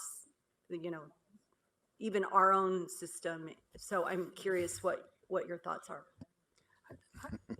I'd like to respond, or at least begin a response, because I've thought about that same question, because some of these are our colleagues that I've worked with both as a school teacher and as a faculty member and now in my current role. And what I do know is that everyone is concerned about how we're preparing students, particularly Black and brown students, so that they come to us prepared. And it seems as if this proposal is being seen as a potential lever to change how we do business in K-12 schools. What makes me uncomfortable is that we have to do this in partnership with our K-12 partners and our community groups. And I have been surprised by the level of opposition, because at the heart of this proposal, as James said, we do think this is the right thing to do. We've done the research, we've gathered our data. At the end of the day, when I go home, because I'm worried about quantitative reasoning, and I talk to my husband about it every night, I know in my heart, based upon the work we've done, it's the right thing to do for our students, so that they come to us prepared and they have choices in the majors and careers that they choose. Okay, thank you, Ms. Gurno-Shire. Might consider Game of Thrones at night, maybe just for a break. Maybe not. All right, Trustee Sebelius, followed by Trustees Krensk and Garcia. I have so many comments that I will spread them out over 2 trustees meetings, September and November. Often the question is asked by the public, and also here, what's the rush? Why are we rushing to this? We are not rushing to this at all. By the time it comes to the Board of Trustees, we don't come up with stuff. The Board of Trustees, we don't sit together anywhere else and come up with plans for this university. These are done by the Chancellor's Office, by the campus leadership, by the faculty, sometimes by the students.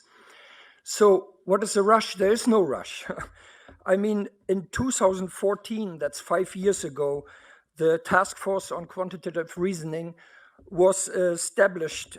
It was created by the statewide academic senate, and it comprised faculty members, and which I didn't know, but it's in the agenda also. Then Lieutenant Governor Gavin Newsom was on the task force.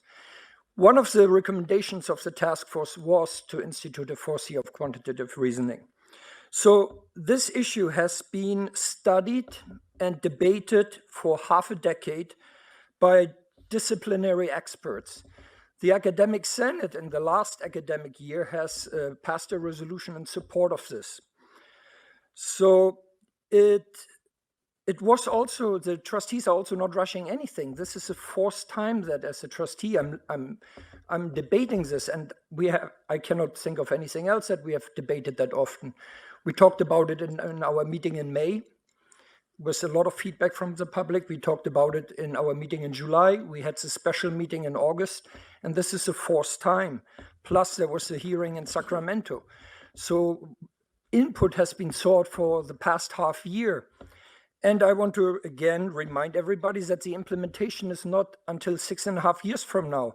So in all, this is a process that lasts over 10, 12 years from inception, from studying it to implementation.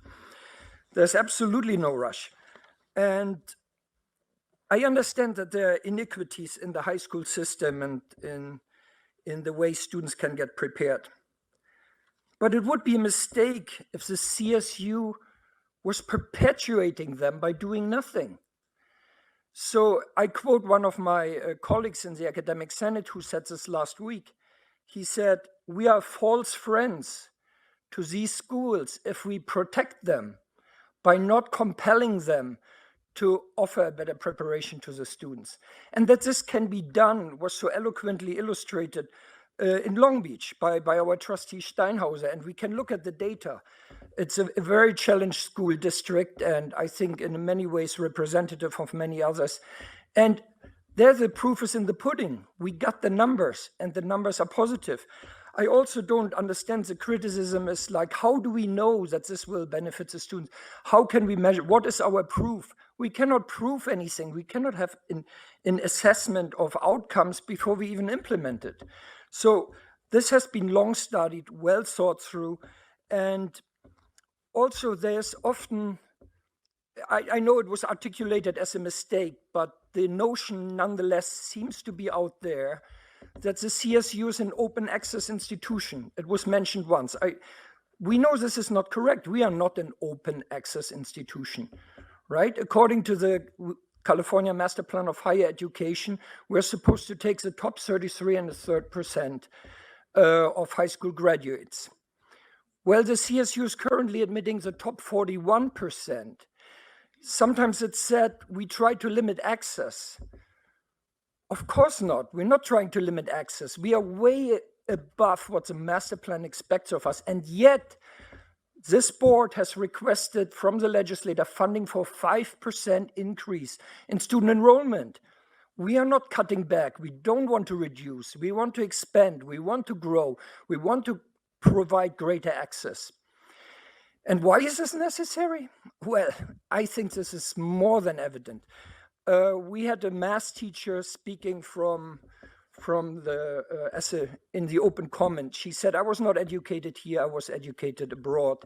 And it's inconceivable to have a high school year without mathematics. Well, I come from Germany, as most of you know by now, and you hear from my accent that I'm not from here. I never attended high school here, but it's baffling that you can even complete high school without 4 years, without every year having math or quantitative reasoning, and much less being admitted to a university. So why am I saying this? We are losing touch. We are losing competitiveness. We have to keep up with the world that is fastly catching up and overtaking the United States in many educational sectors. And we have to also keep up with the other states in our agenda, and it wasn't in the presentation, maybe it was at another point. Many other states have made that a requirement. We in California, we cannot fall behind. We need to stay competitive. And also as an educational institution, God forbid we lag behind. We are California. We got to lead. We got to be out there. We got to be ahead of the curve. We got to set examples that hopefully are successful and will be followed by the rest of the nation.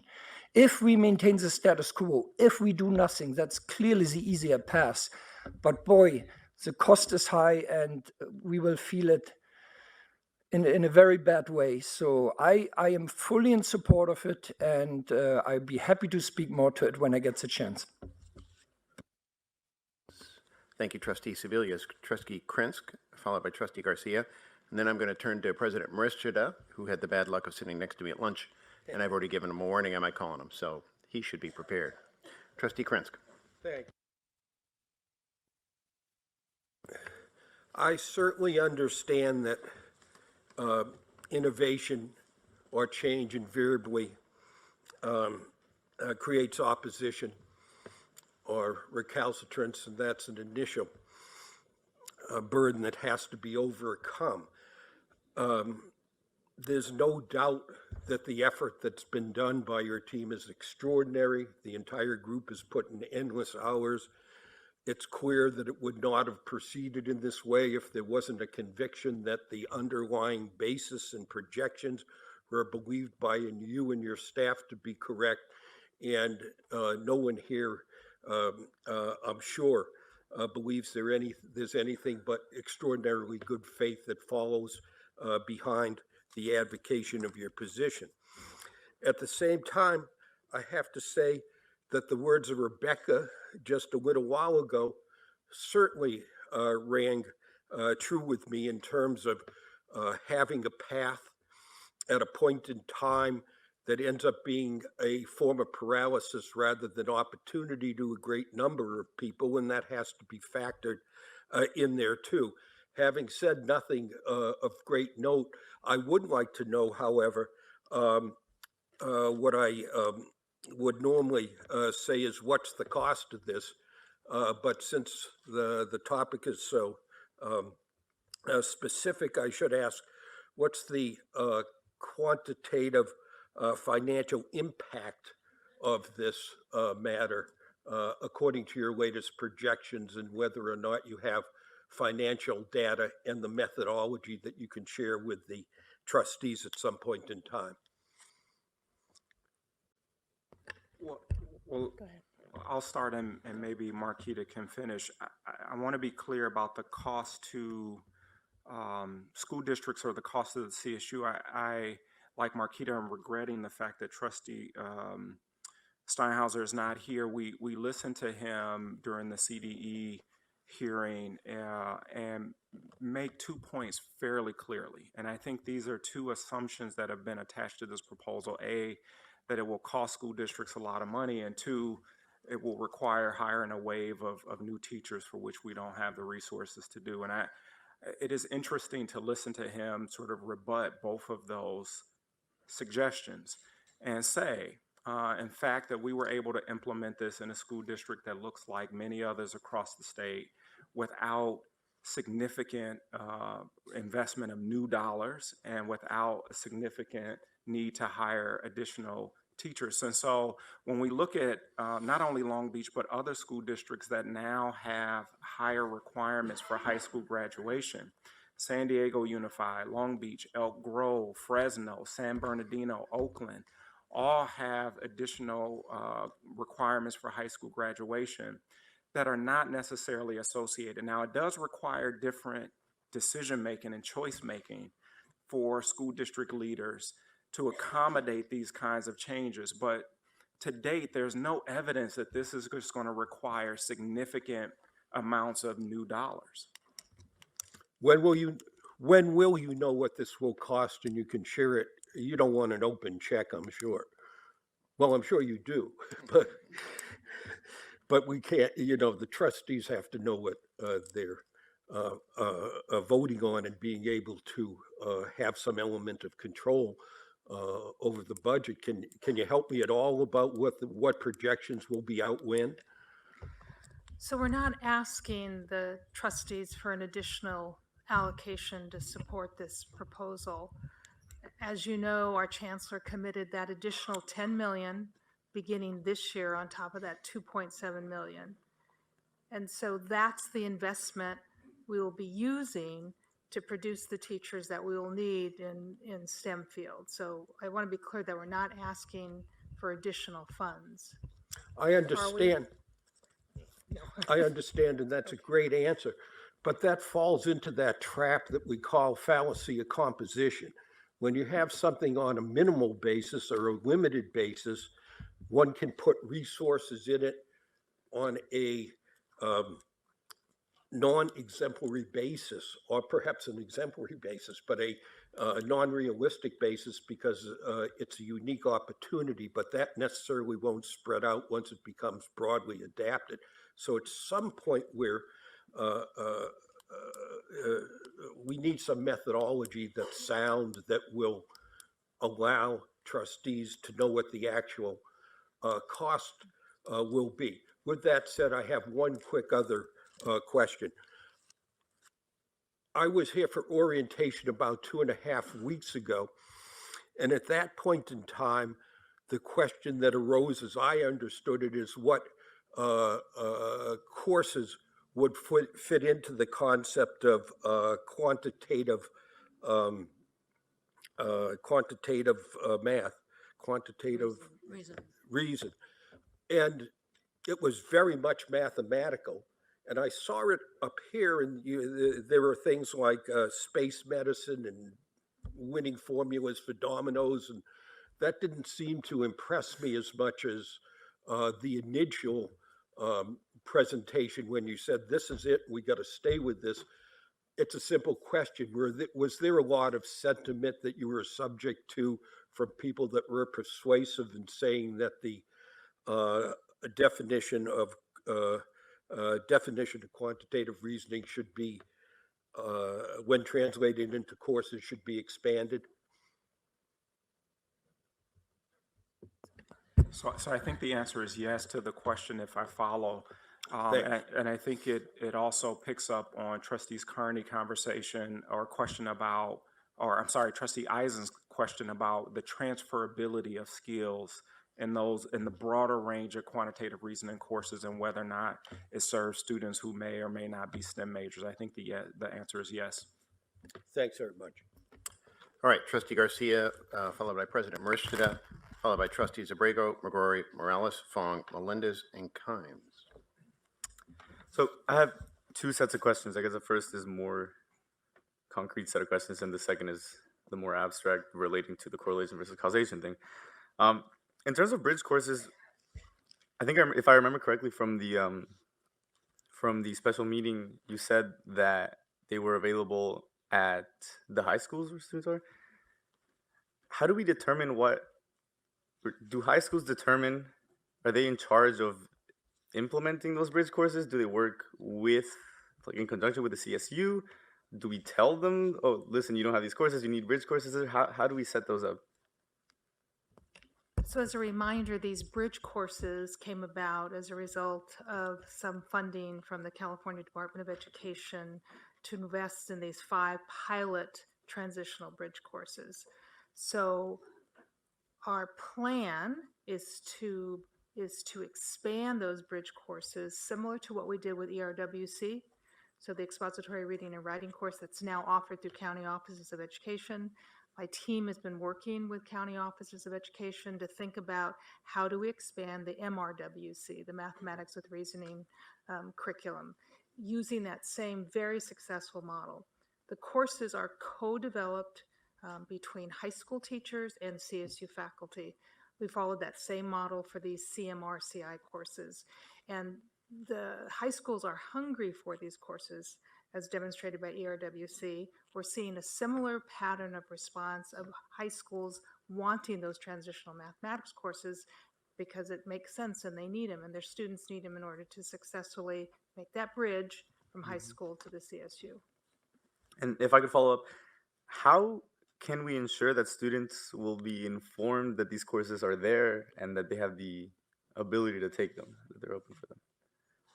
So as you may recall from one of the slides, there has to be a massive will continue to be a massive communication and advising plan that has already happened in our division with our counselor conferences, making sure we get information to students and their families and the teachers that they know what the requirements are. So that's our responsibility in conjunction with our high school partners. Okay. And so now, thanks for that. I'll move on to more, I guess, adding on to some of the comments made by Trustee Eisen earlier, and some of your responses, I guess. At the last meeting, when I asked about, I guess it boils down to the issue of correlation versus causation, I wasn't or I guess I didn't mean to say that the data you presented had to be the sole cause or the only cause. What I'm focused on more now, I guess, is lesson that to address some of the comments earlier, I don't think that it is an undue burden because I'm not asking to know everything about this. I'm not asking if you can know what the results will be, every single result for every student.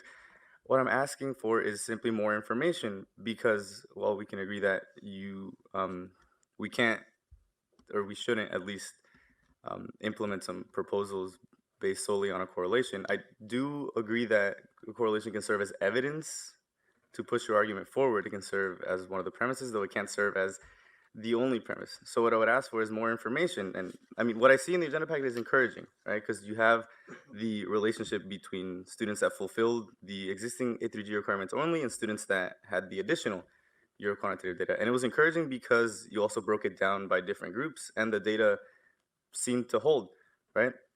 But I would still like to see more. Right? More like what? And do you see that's the tough question? Because what I mean is, this tells me that, yeah, okay, students took quantitative reasoning courses and then they did well, right? Or their time to graduation was better, or their performance once in the CSU improved when compared to others. But what I don't know from looking just at the data like this is, was it in part, and I'm not asking was it completely because of these courses, was it at least in part because of these courses? Or it could very well be, again, like I said, the type of student that takes these courses that then translates into their performance. So that goes into a deeper concern, I guess, that I think Trustee Abrego brought up in his closing comments at the special meeting, that maybe we might be rushing this. And I don't mean it in the sense that Trustee Sebelius addressed earlier, that, oh, what's the rush? It's been 10 years. I think we're rushing, or a concern is we might be rushing it in the sense that we don't have enough information yet. And I see a lot of doubt. I mean, of course, I see a lot of doubt in the public comments and in all the organizations that are opposed to this. But I see some of those doubts arising here in the board. So I'm conflicted because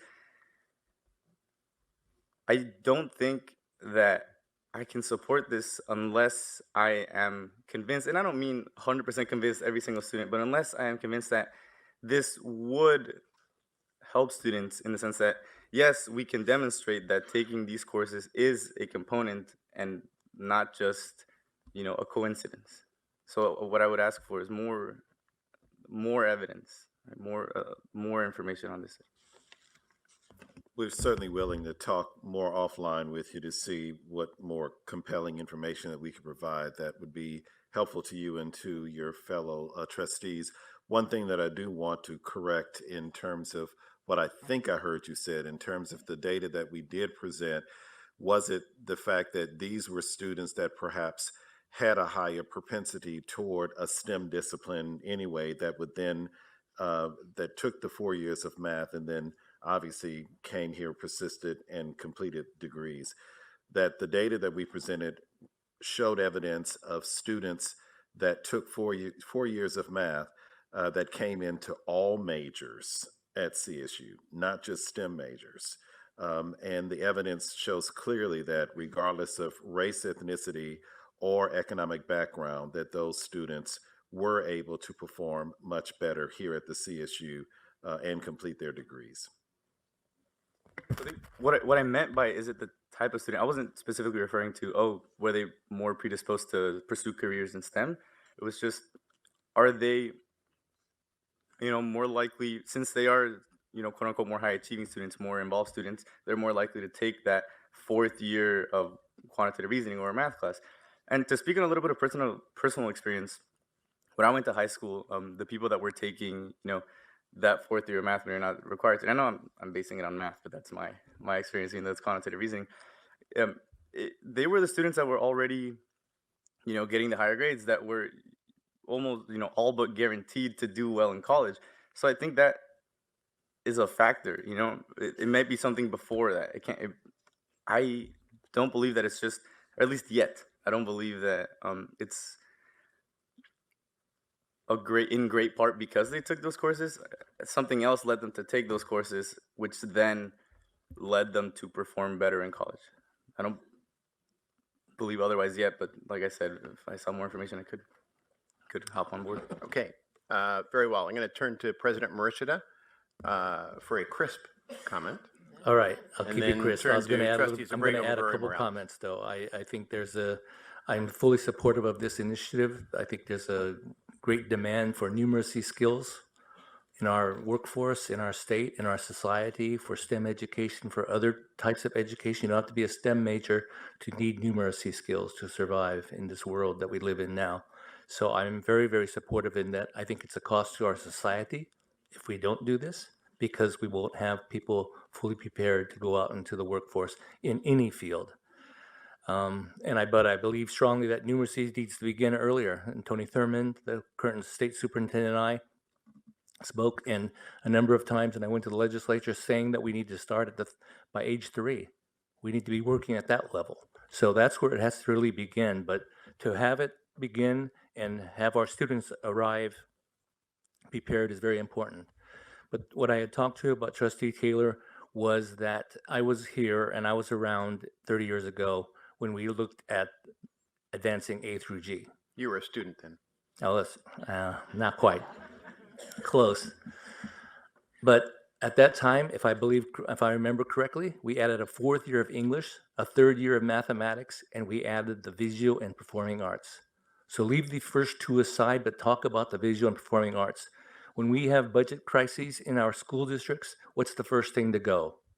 The arts, music, right? So the arguments at that time were much more vociferous than the arguments we've received now, because there were a lot of schools that did not have that course available for our students to take that visual and performing arts out of high school. But today, 30 years later, I don't think we deny a single student because they haven't been able to satisfy that requirement. Or if their school district doesn't do it, we would still make an exception and admit them. So I think the schools can do it. I'm not worried about that. But also I meet 2 times a year with the community college presidents in Alameda County and Contra Costa County, as well as the ones in the peninsula, in Santa Clara and San Mateo and San Francisco counties. I meet with the presidents and chancellors of the community college districts, and I brought it to them. I said, if your local high schools can't offer the courses that we require, would you offer that course and provide dual enrollment so they could use it as a graduation requirement and use it to get admitted to Cal State East Bay, of course. Mm-hmm. But they said, yes, of course we would, Leroy. So if the high school cannot offer it, the local community college can provide that access to the student for that 4th year. Great. Thank you, President Marishita. Trustee Abrego, McGrory, Morales, followed by Trustee Fong. Thank you, Trustee Taylor. I think that quantitative reasoning courses would benefit all students and not just those that are in that 33 1/3 category. I think it would be bold if we were to ask schools to begin teaching these skills in all courses, starting as early as the 7th grade. I think President Leroy said the 3rd grade. What concerns me as a former administrator is that when you have an education initiative or a new program, it's essential that you have the stakeholders on board, that they agree with the concept. The implementers of the policy or the vision have to be a part of the team. And it seems with these concerns and the resistance that we're getting, that we're not there at that stage. And so what I'd like to do, Trustee Taylor, is make a motion that we suspend this topic until the staff is able to gather more information about the questions that were raised earlier, and also to see what attempts we can make to collaborate with some of these people that are resisting. We got boards of education, we have school districts, we have principals. It just concerns me that there's a lot of resistance to this concept. And if we're going to be successful, we need some of these allies to be on board with the concept. And so I make a motion that we suspend this topic until further down the road, or table it, or whatever would be appropriate for the board to the committee to consider.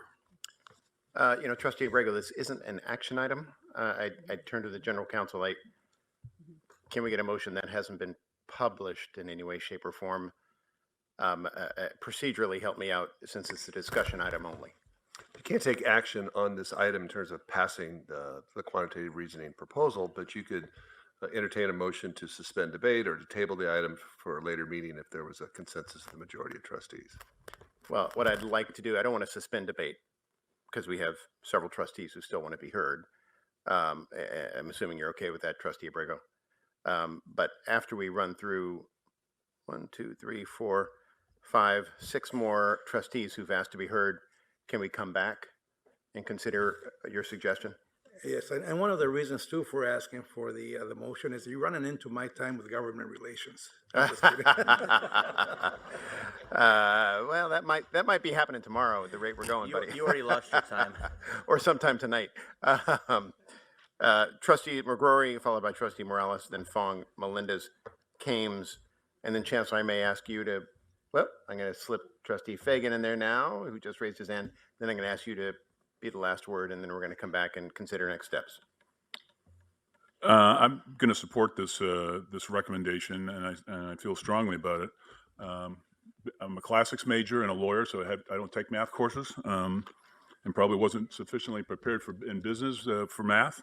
But I think in my business, which isn't even a STEM business, math is one of the most important pieces of knowledge you can have. If you don't understand numbers and the relationships of numbers, you'll be bankrupt. It's a very important piece of knowledge that you have to have.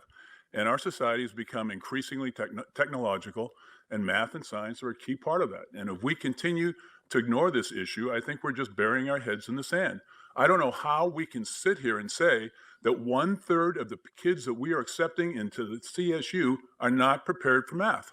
That's just inexcusable. You're doing a disservice to 1/3 of the kids that we're admitting into school. We need to tighten up these requirements. If anything, I think we probably have diluted the requirement when I look at the list of courses up there. I would have stuck closer to math in some of the courses that are being provided as an option. And I think a lot of the school districts in California recognize this is a serious issue.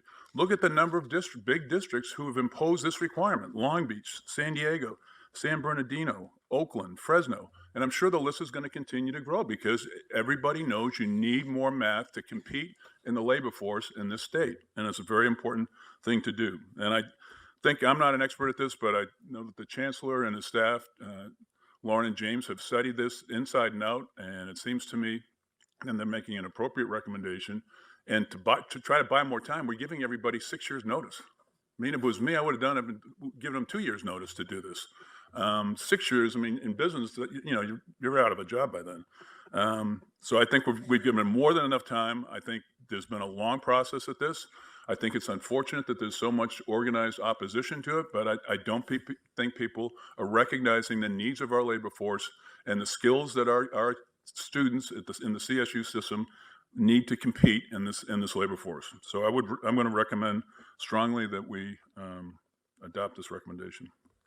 Thank you, Trustee McGrory. Trustee Morales, Fong, Melendez, Kames, Fagan, and then Chancellor, we'll ask you to wrap. I'm a strong believer in math. I really do believe that we really do need math skills to be able to think clearly and logically and so on. But this is not the way to do it from the CSU. I think if we were really, because it disproportionately impacts low-income students, it disproportionately impacts Latinos, it disproportionately impacts African Americans. I think if we really work on the way to approach it, what we should be, where we Actually, I was, as the staff was reading the definition of quantitative reasoning, it so resembles Common Core. And it's, which is part of our curriculum here in K through 12. And I think that, and we're already working to help that happen, right? We prepare teachers, administrators, and so forth. What we should be doing, I believe, is to enhance those efforts on preschool through the elementary school years. That's where it's at. It's not, without due respect, it's not at the junior high and high school. That's not where it's happening. The children, how would I say, separate the tracks already begin very early. It began in preschool, frankly. I mean, I see that in my own children in the cohort in Fresno. By the way, thank you for the presentation of Fresno High. That's my neighborhood high school, just a couple blocks from my home. But I mean, so I think there's opportunities as Trustee Eisen was pointing out in how we prepare our teachers. What we should be doing is enhancing our efforts in preparing more dual immersion teachers by fourth grade now through Common Core, which I support for the reasons that I believe in math and the purpose of math. But when you get to the fourth grade, that math no longer is just numbers. It's actually, which it should be, it's more of a narrative. So if you don't know the language, you can't do the math. So I think we do need dual immersion teachers to prepare our children to be able to do the math. So that's a reality. The other is, and at least in what I know, in Fresno, in the San Joaquin Valley, there's not enough prepared dual immersion teachers. That's what's holding up. Fresno went from 3 dual immersion elementary schools, in recent years, to 10 beginning last year. Now it wants to expand. It does not have the ability to do that because of lack of prepared teachers. And there's other similar situations, like in Santa Rosa, another community where I have lived. It's the same situation.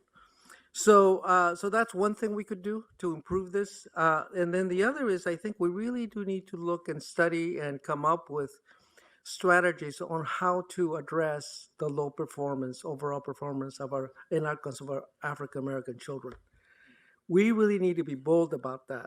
And I know in Fresno, when I have raised that with the school district and other, I was a First Five commissioner, somehow my colleagues don't feel comfortable talking about that. But if we really do care about our community, our future, we really should be bold about, again, dual immersion, and then also better pathways for African American children beginning at preschool to be able to address and enhance quantitative reasoning and the Common Core that is so important for our community. Thank you, Trustee Morales. Trustee Fong, followed by Trustee Melendez. Well, I just want to say that I really appreciate the presentation that we have in our materials and also of what you have verbalized, particularly with the hearing that we had in August 29th. I had a lot of questions and I had a lot of concerns, and I appreciate that you addressed those. I also really appreciated the hearing that was in Sacramento because I really learned a lot, particularly from our fellow trustee Steinhauser.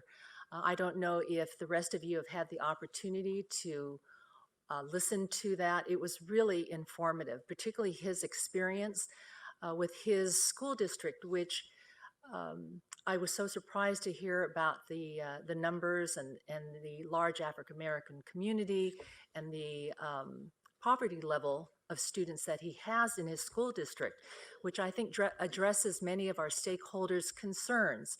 So I'm actually feeling pretty comfortable now. I did have a question that our new trustee did ask, which was, with this policy, are we creating an unfunded mandate? But I believe that you addressed that.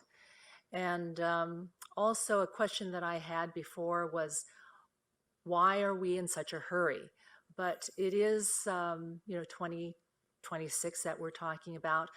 Dr. Blanchard, I don't know if you want to address that even further about why are we saying that it should be enacted in 2026? The time frame that we've indicated, 2026, really is designed to give us the time to do all of the things that we've been discussing here. And in terms of the communication that we are committed to making sure that there is broad awareness, to make sure that the partnerships that we just discussed during the presentation with the California Department of Education, and more specifically with each of the school districts, especially those that we know now are not offering the base of courses or have the capacity to be able to enact this particular policy change. And also, it's really designed as well to start looking at the ways in which we are preparing more teachers who will then be going into those school districts in particular where we know that they are being challenged. So it gives us the opportunity. We're talking about the sixth grader of today is the student that when we enact, or if you agree that we move forward with the enactment of this policy change, that it would be the sixth grader of today, which obviously gives us a lot of time to be able to not only communicate, but then to really start working strategically to ensure that those students are ready and prepared. And again, not just math, but looking at the total base of math and science and other quantitative based courses that would give these students the optimal time frame as well as preparation in order for them to be ready for a CSU education. Great. Thank you, Trustee Melendez, followed by Trustee Kames. Thank you. Thank you very much, Chair Taylor. I've given this a lot of thought, and I'm still, thinking a lot about what my vote is going to be. But I do want to thank the team. I think your research, your responses to our questions, the time you've spent, getting back to us on questions that we've asked, that is very much appreciated, and I thank you for that. I think it was Chair Eisen who really brought up the question and the challenge, and I think it's the challenge of all of us who want to see a change in society and ensuring that our most vulnerable students achieve success in life, right? It's been my life's work for the past 38 years. So I think the challenge and the struggle is that I don't think anybody here disagrees with the idea of wanting to ensure that students are prepared and graduate from the CSU system to be successful in life and career. But the challenge we face, though, and this is what is difficult for me, is that opportunity gap. Not all students are in Long Beach. Not all students are in San Diego. Not all students are in Elk Grove or Fresno. We have students in other school districts. I've had the opportunity to work in 6 different school districts, and they range from Pasadena to Montebello to Santa Ana to LA Unified to Inglewood. So I've had a wide range of experiences, and 3 of them I was superintendent, right? So I can say that in some school districts, the opportunity to access for students was there. In others, it was much more difficult. What's also key is leadership. In the districts that you name, many of those have had superintendents that have been in place for more than 3 years. The average tenure of a superintendent is 2.5 years. okay, which is very, very important. So the question is, and now that we've had CSBA and CTA come and say that they are concerned about us moving forward to it. See, the governance system is different than the CSU system. Here, we make decisions and they're implemented, right? Chancellor has proposals, recommendations. In a school system, we have boards of education. That's who CSBA represents. And we have teachers' unions, classified unions. And CTA has been a partner in a lot of the work around reform. So it is important, and this is what I struggle with. Are we putting ourselves in a situation where we're telling the system, this is what needs to happen? And it's not that the system doesn't believe it needs to happen. I think the system does. I think K-12 knows and understands that there needs to be change. But where are the other governance pieces that are part of K-12 education? CSU does not run K-12 education. The State Board of Education has a say in it. The State Board of Education helps in terms of setting policies. And so the legislature, who also. Now, the questions come up about whether or not it's an unfunded mandate. You know what makes it what makes it a mandate that doesn't need any funding is a leader who knows or understands how to manage that, right? But then you also have districts that you're able to do that in. But you also have school districts where you're going to have to figure out how to fund professional development. How are you going to fund training for teachers? How are you going to fund release time for teachers to work together to develop courses or change courses? Or how are you going to bring together counselors? That costs money to come in and be able to understand this new mandate. And the idea of 6 years, well, it's really only 2 to 3 years for the system to change. I had the opportunity to work in 2 educational foundations that were focused on educational reform. One of them was funded by the Annenberg Foundation in the 90s called LAMP in Los Angeles area. And we worked with 16 school districts, including LA Unified. And it was the same discussion about opportunity for students, access. I worked at the Stupsky Foundation based in San Francisco in Mill Valley. We worked at a national level in terms of educational reform, the very things that we have been discussing that we're also passionate about. But the question I have and what I struggle with, is this the way to do it? Is this the lever? Are we the lever for K-12 education? Because that's what we're saying. We're saying that we're the ones that are going to be the catalyst, which, to open up that opportunity to set that bar for students to be able to be successful. I don't think anybody agrees that we don't want our students to come in. But if they're coming in not prepared, well, then that's something that needs further discussion.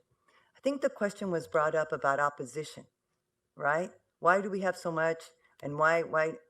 Well, the answer, at least from my perspective, is that when we were dealing with the other areas, those were internal conversations, right?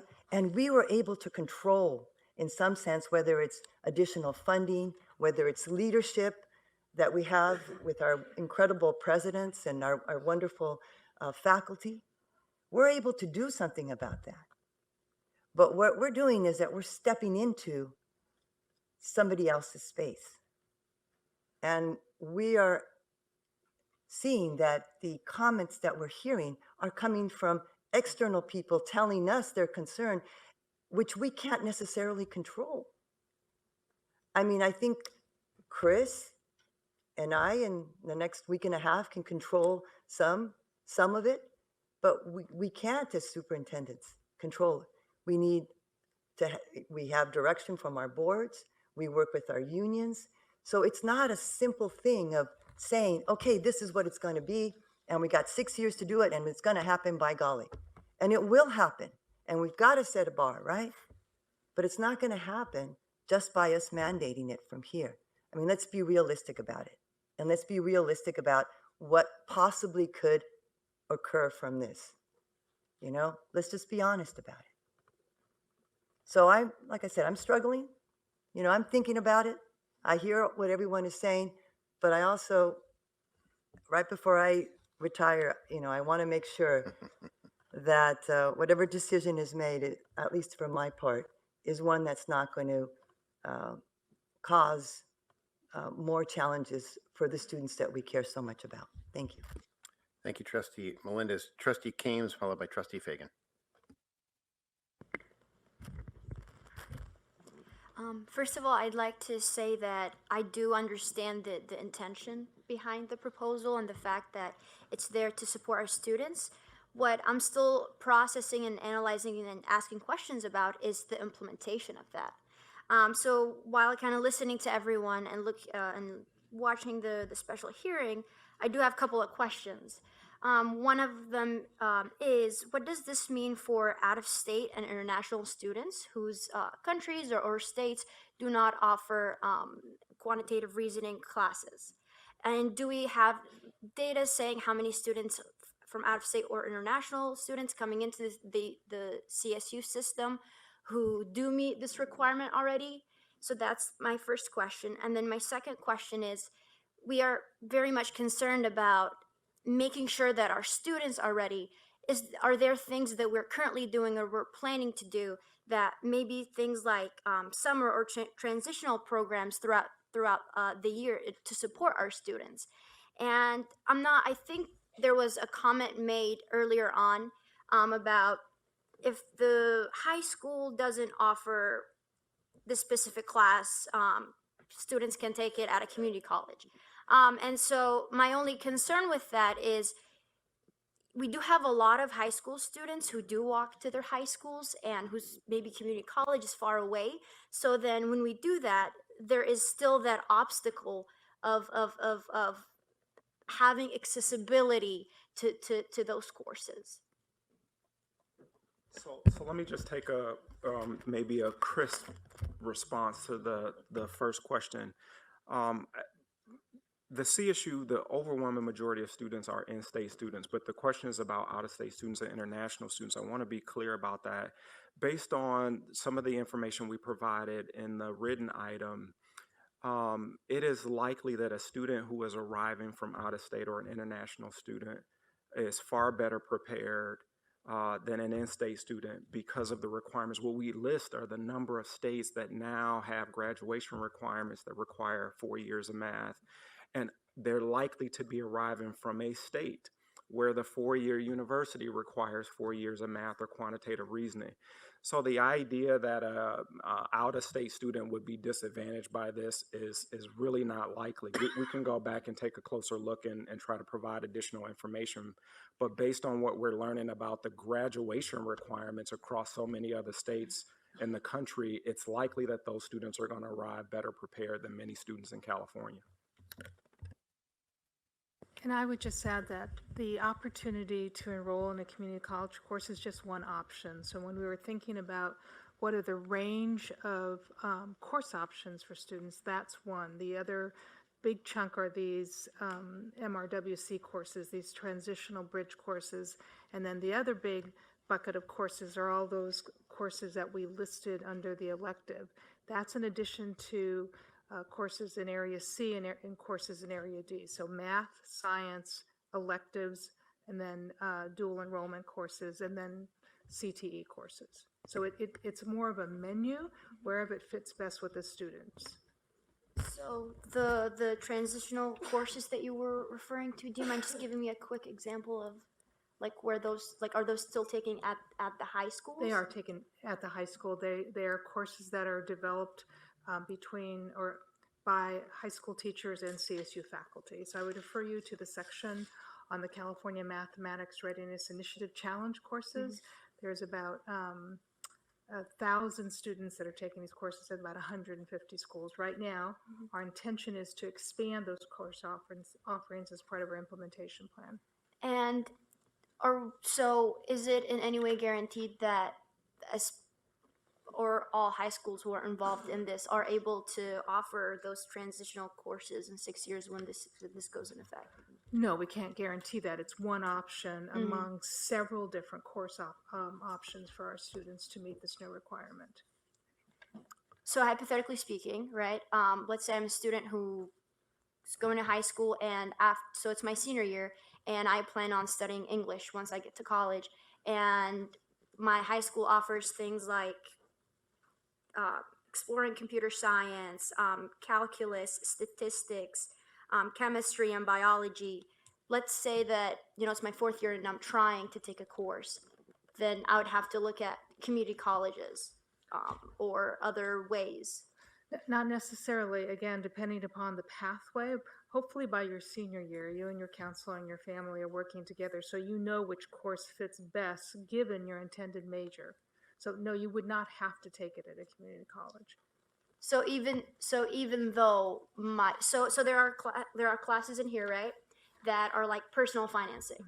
So let's say that a specific high school doesn't offer classes like that, offers more of math-based classes. And let's say that I'm a student who's not necessarily interested in going through a STEM career. What are my options in that case, other than community college? So your options are other courses within Area G, which are your electives. Okay. Very good. Trustee Fagan. So I think it was Becky who talked about the bigotry of low expectations. And I think that's a very real thing. Just a personal story, when I was in high school, Hollywood High, a lot of years ago,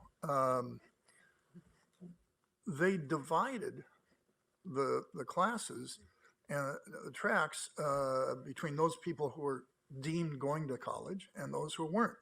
And it was some magical administrator who you didn't know who made those decisions. And there was one class specifically that everybody had to take. It was a social studies class. And the teacher physically divided the room into us and them. And they could get an A at 85, and we had to have a 90.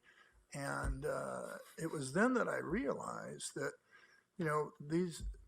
this was such a tragedy, because how many of those people could have gone to college or maybe had the talent, but at some point, and I suspect strongly that, in those days, we didn't have a ton of people of color, but my recollection is the ones we did, many of those were in that group.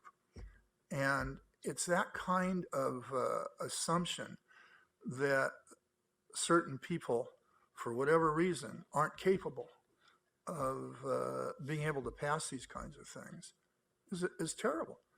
And I think we should have the confidence and the understanding that here's an opportunity to help people who may be struggling to gain a foothold and be able to succeed once they get to CSU. Now, I think a lot of us would feel a little more comfortable if we had some specific,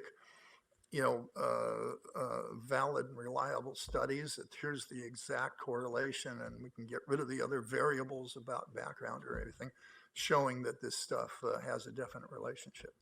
But when I hear Dr. Blanchard say, this is definitely a variable that is having an effect, then I trust that. I understand that. And so I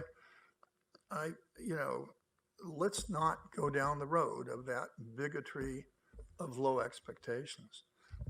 I wish Trustee Steinhauser could have been here, because I had a conversation with him, and his enthusiasm and his specific real world explanations about how it is doable. He did it, and the benefits to his students of color, is very inspiring and a real life example. So maybe we can hear from him at next time on that. I had one question. So we may add one course. We're talking about courses, not years, right? So one other thing before I ask that question. In response to Trustee Melendez, as far as a concern about our deciding things that will have an effect on K through 12, which is different than, when we do our own thing. In fact, we always do that. The CSU always does that. I mean, I talk about it when the CSU trustees adopted A through G, that clearly had that major impact. So if we have any admission standards at all, that's going to affect what the K through 12 does. But the question I had is, any idea, or are you able to tell what kind of course or courses that this extra course would replace in high school? What kinds of things would they not be able to take or not take?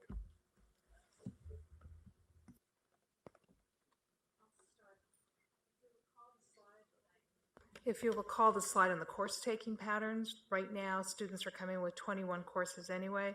We need to look deeper into that. I don't have an exact list of courses of what they might not take, but we can certainly come back to that and provide you with that information. In some cases, these are choices between electives, one that has a quantitative reasoning base and one that doesn't. In some cases, this is an additional science course versus an elective. And so there are any number of combinations that a student can take. We have to remember that the current A to G requirements require 15 courses. The proposed requirement would add another to 16, but the majority of students who are graduating from high school are leaving with 20 plus A to G courses that they've completed. And so this is really about the composition of those courses that they're taking, and not so much a sort of hard trade-off of, if I take this, I don't get an opportunity to take that. Okay, Chancellor, I'd like to turn to you to bring us home. Trustee Morales has made a motion. So some comments from you, and then we will deal with the request from Trustee Morales, or Trustee Abrego. Sorry. Well, thank you for the easy assignment, Trustee Taylor. Sure, anytime. So good and thoughtful people have a range of opinions, and I just, for one, both welcome and applaud our trustees and our stakeholders and folks across the state who've thinking about this and helping us get it right. After the open hearing sessions in this building and also listening to the one in Sacramento, I walk away from the conversation feeling that we're all on the same side. That sort of overwhelming sense of being on the same side, of properly challenging and supporting our students to become a productive, engaged, successful citizen with a degree in hand. I'd like us to consider the social justice issue of our time is not access, comma, so don't write anything yet, but it's about completion. It's about earning the degree. And yes, the public ecosystem of education from preschool through us and beyond all has a role to play in completion. We can't do it alone. We can't do it by CSU fiat. The issue here is one of equity. And I know many, if not everybody in this room, has seen the cartoon sketch that tries to make the case of the difference between equality and equity, where there's three kids of different heights, tall, medium, and short, and they're standing on the fence looking at a baseball game or a soccer game. And without anything under their feet except grass, the tallest kid is right at the fence line. The middle kid is down below, and the short kid is way down below. And so then the cartoon's next phase was to give each of those three kids the same size box to stand on. That's equality. So the tall kid now is way up there, the middle kid's nose is at the fence, and the short kid still can't see the ball game. So then the third part of this cartoon is, okay, give the tall kid a little box, the middle kid a taller box, and the shortest kid a big box, so their heads and their eyes are all over the fence and they can see the ball game. And that's equity. No, it's not. No, it's not. Equity is when those three kids get out on the playing field of life and can compete. And in the cartoon sense, the game, but in our sense, in life. And so I challenge us to think about equity, about what they will do in their passion in their lives with degree in hand. And what have we done to provide what they needed to have that success? To have our alums the opportunity to ascend, not in today's business world, but in tomorrow's, where the ability to think analytically in all professions, known and unknown, is going to be core. And will we not fail if we don't do that? Will we not fail them if we do not do that? And finally, there's a relief valve here, Peter. And the relief valve is if this board were to take action in November, and if a train wreck is coming 2 or 3 years later before 2026 comes along, the board can change or delay or defer. But let's not get paralyzed by analysis. Let's have the courage to do what's right for our students, the sixth graders today, in the future. I think it's about what can they do with their degree. To me, that's what genuine, authentic, true access is all about. Thank you, Chancellor. Members, Trustee Abrego made a suggestion earlier. I'm going to turn to our General Counsel, Andy Jones, to weigh in on next steps. Thank you, Chair Taylor. This item is noticed to the public as an information item, so it's not appropriate to take any action on this item today, whether it's to pass or not pass the item itself or to do anything in particular with the item. There's no action before this board that needs to be stopped today or postponed. And so if this item returns as an action item, let's say at the November meeting or some other time, any trustee at that time could move to either postpone the item to a specific date or to table the item or to continue debate and not take action on the item. But that would be done at the November meeting or whenever it returns as an action item. Okay, very well. So Trustee Abrego, who is a member of the committee, who had suggested a motion today to postpone, the motion wouldn't actually take place today, but Trustee Abrego, again, as a member of the committee, would have the opportunity in November, should this come back before the board as an action item, not a discussion item, as an action item, would have an opportunity then to, in effect, substitute a motion to postpone or table or what have you. Absolutely, because until such time as it's labeled an action item, it is only up for discussion as you've done today. Okay. Trustee Abrego, I hope that was reasonably clear, that come November, we'll have an opportunity, and I suspect we will have yet another fulsome discussion. That's fulsome as a good definition, I think. And so we'll be back at that time. Members, thank you so much. Thank you for this very thoughtful set of comments. Thank you as well for the 4.5 hours we spent together on this in August, as well as the fulsome discussion we had in July and the one we had in May. So more to come in November, one way or the other. Chair Day, I'm only 2 hours and 25 minutes over time, and I'm happy to say the Committee on Educational Policy is adjourned. And you're paid accordingly.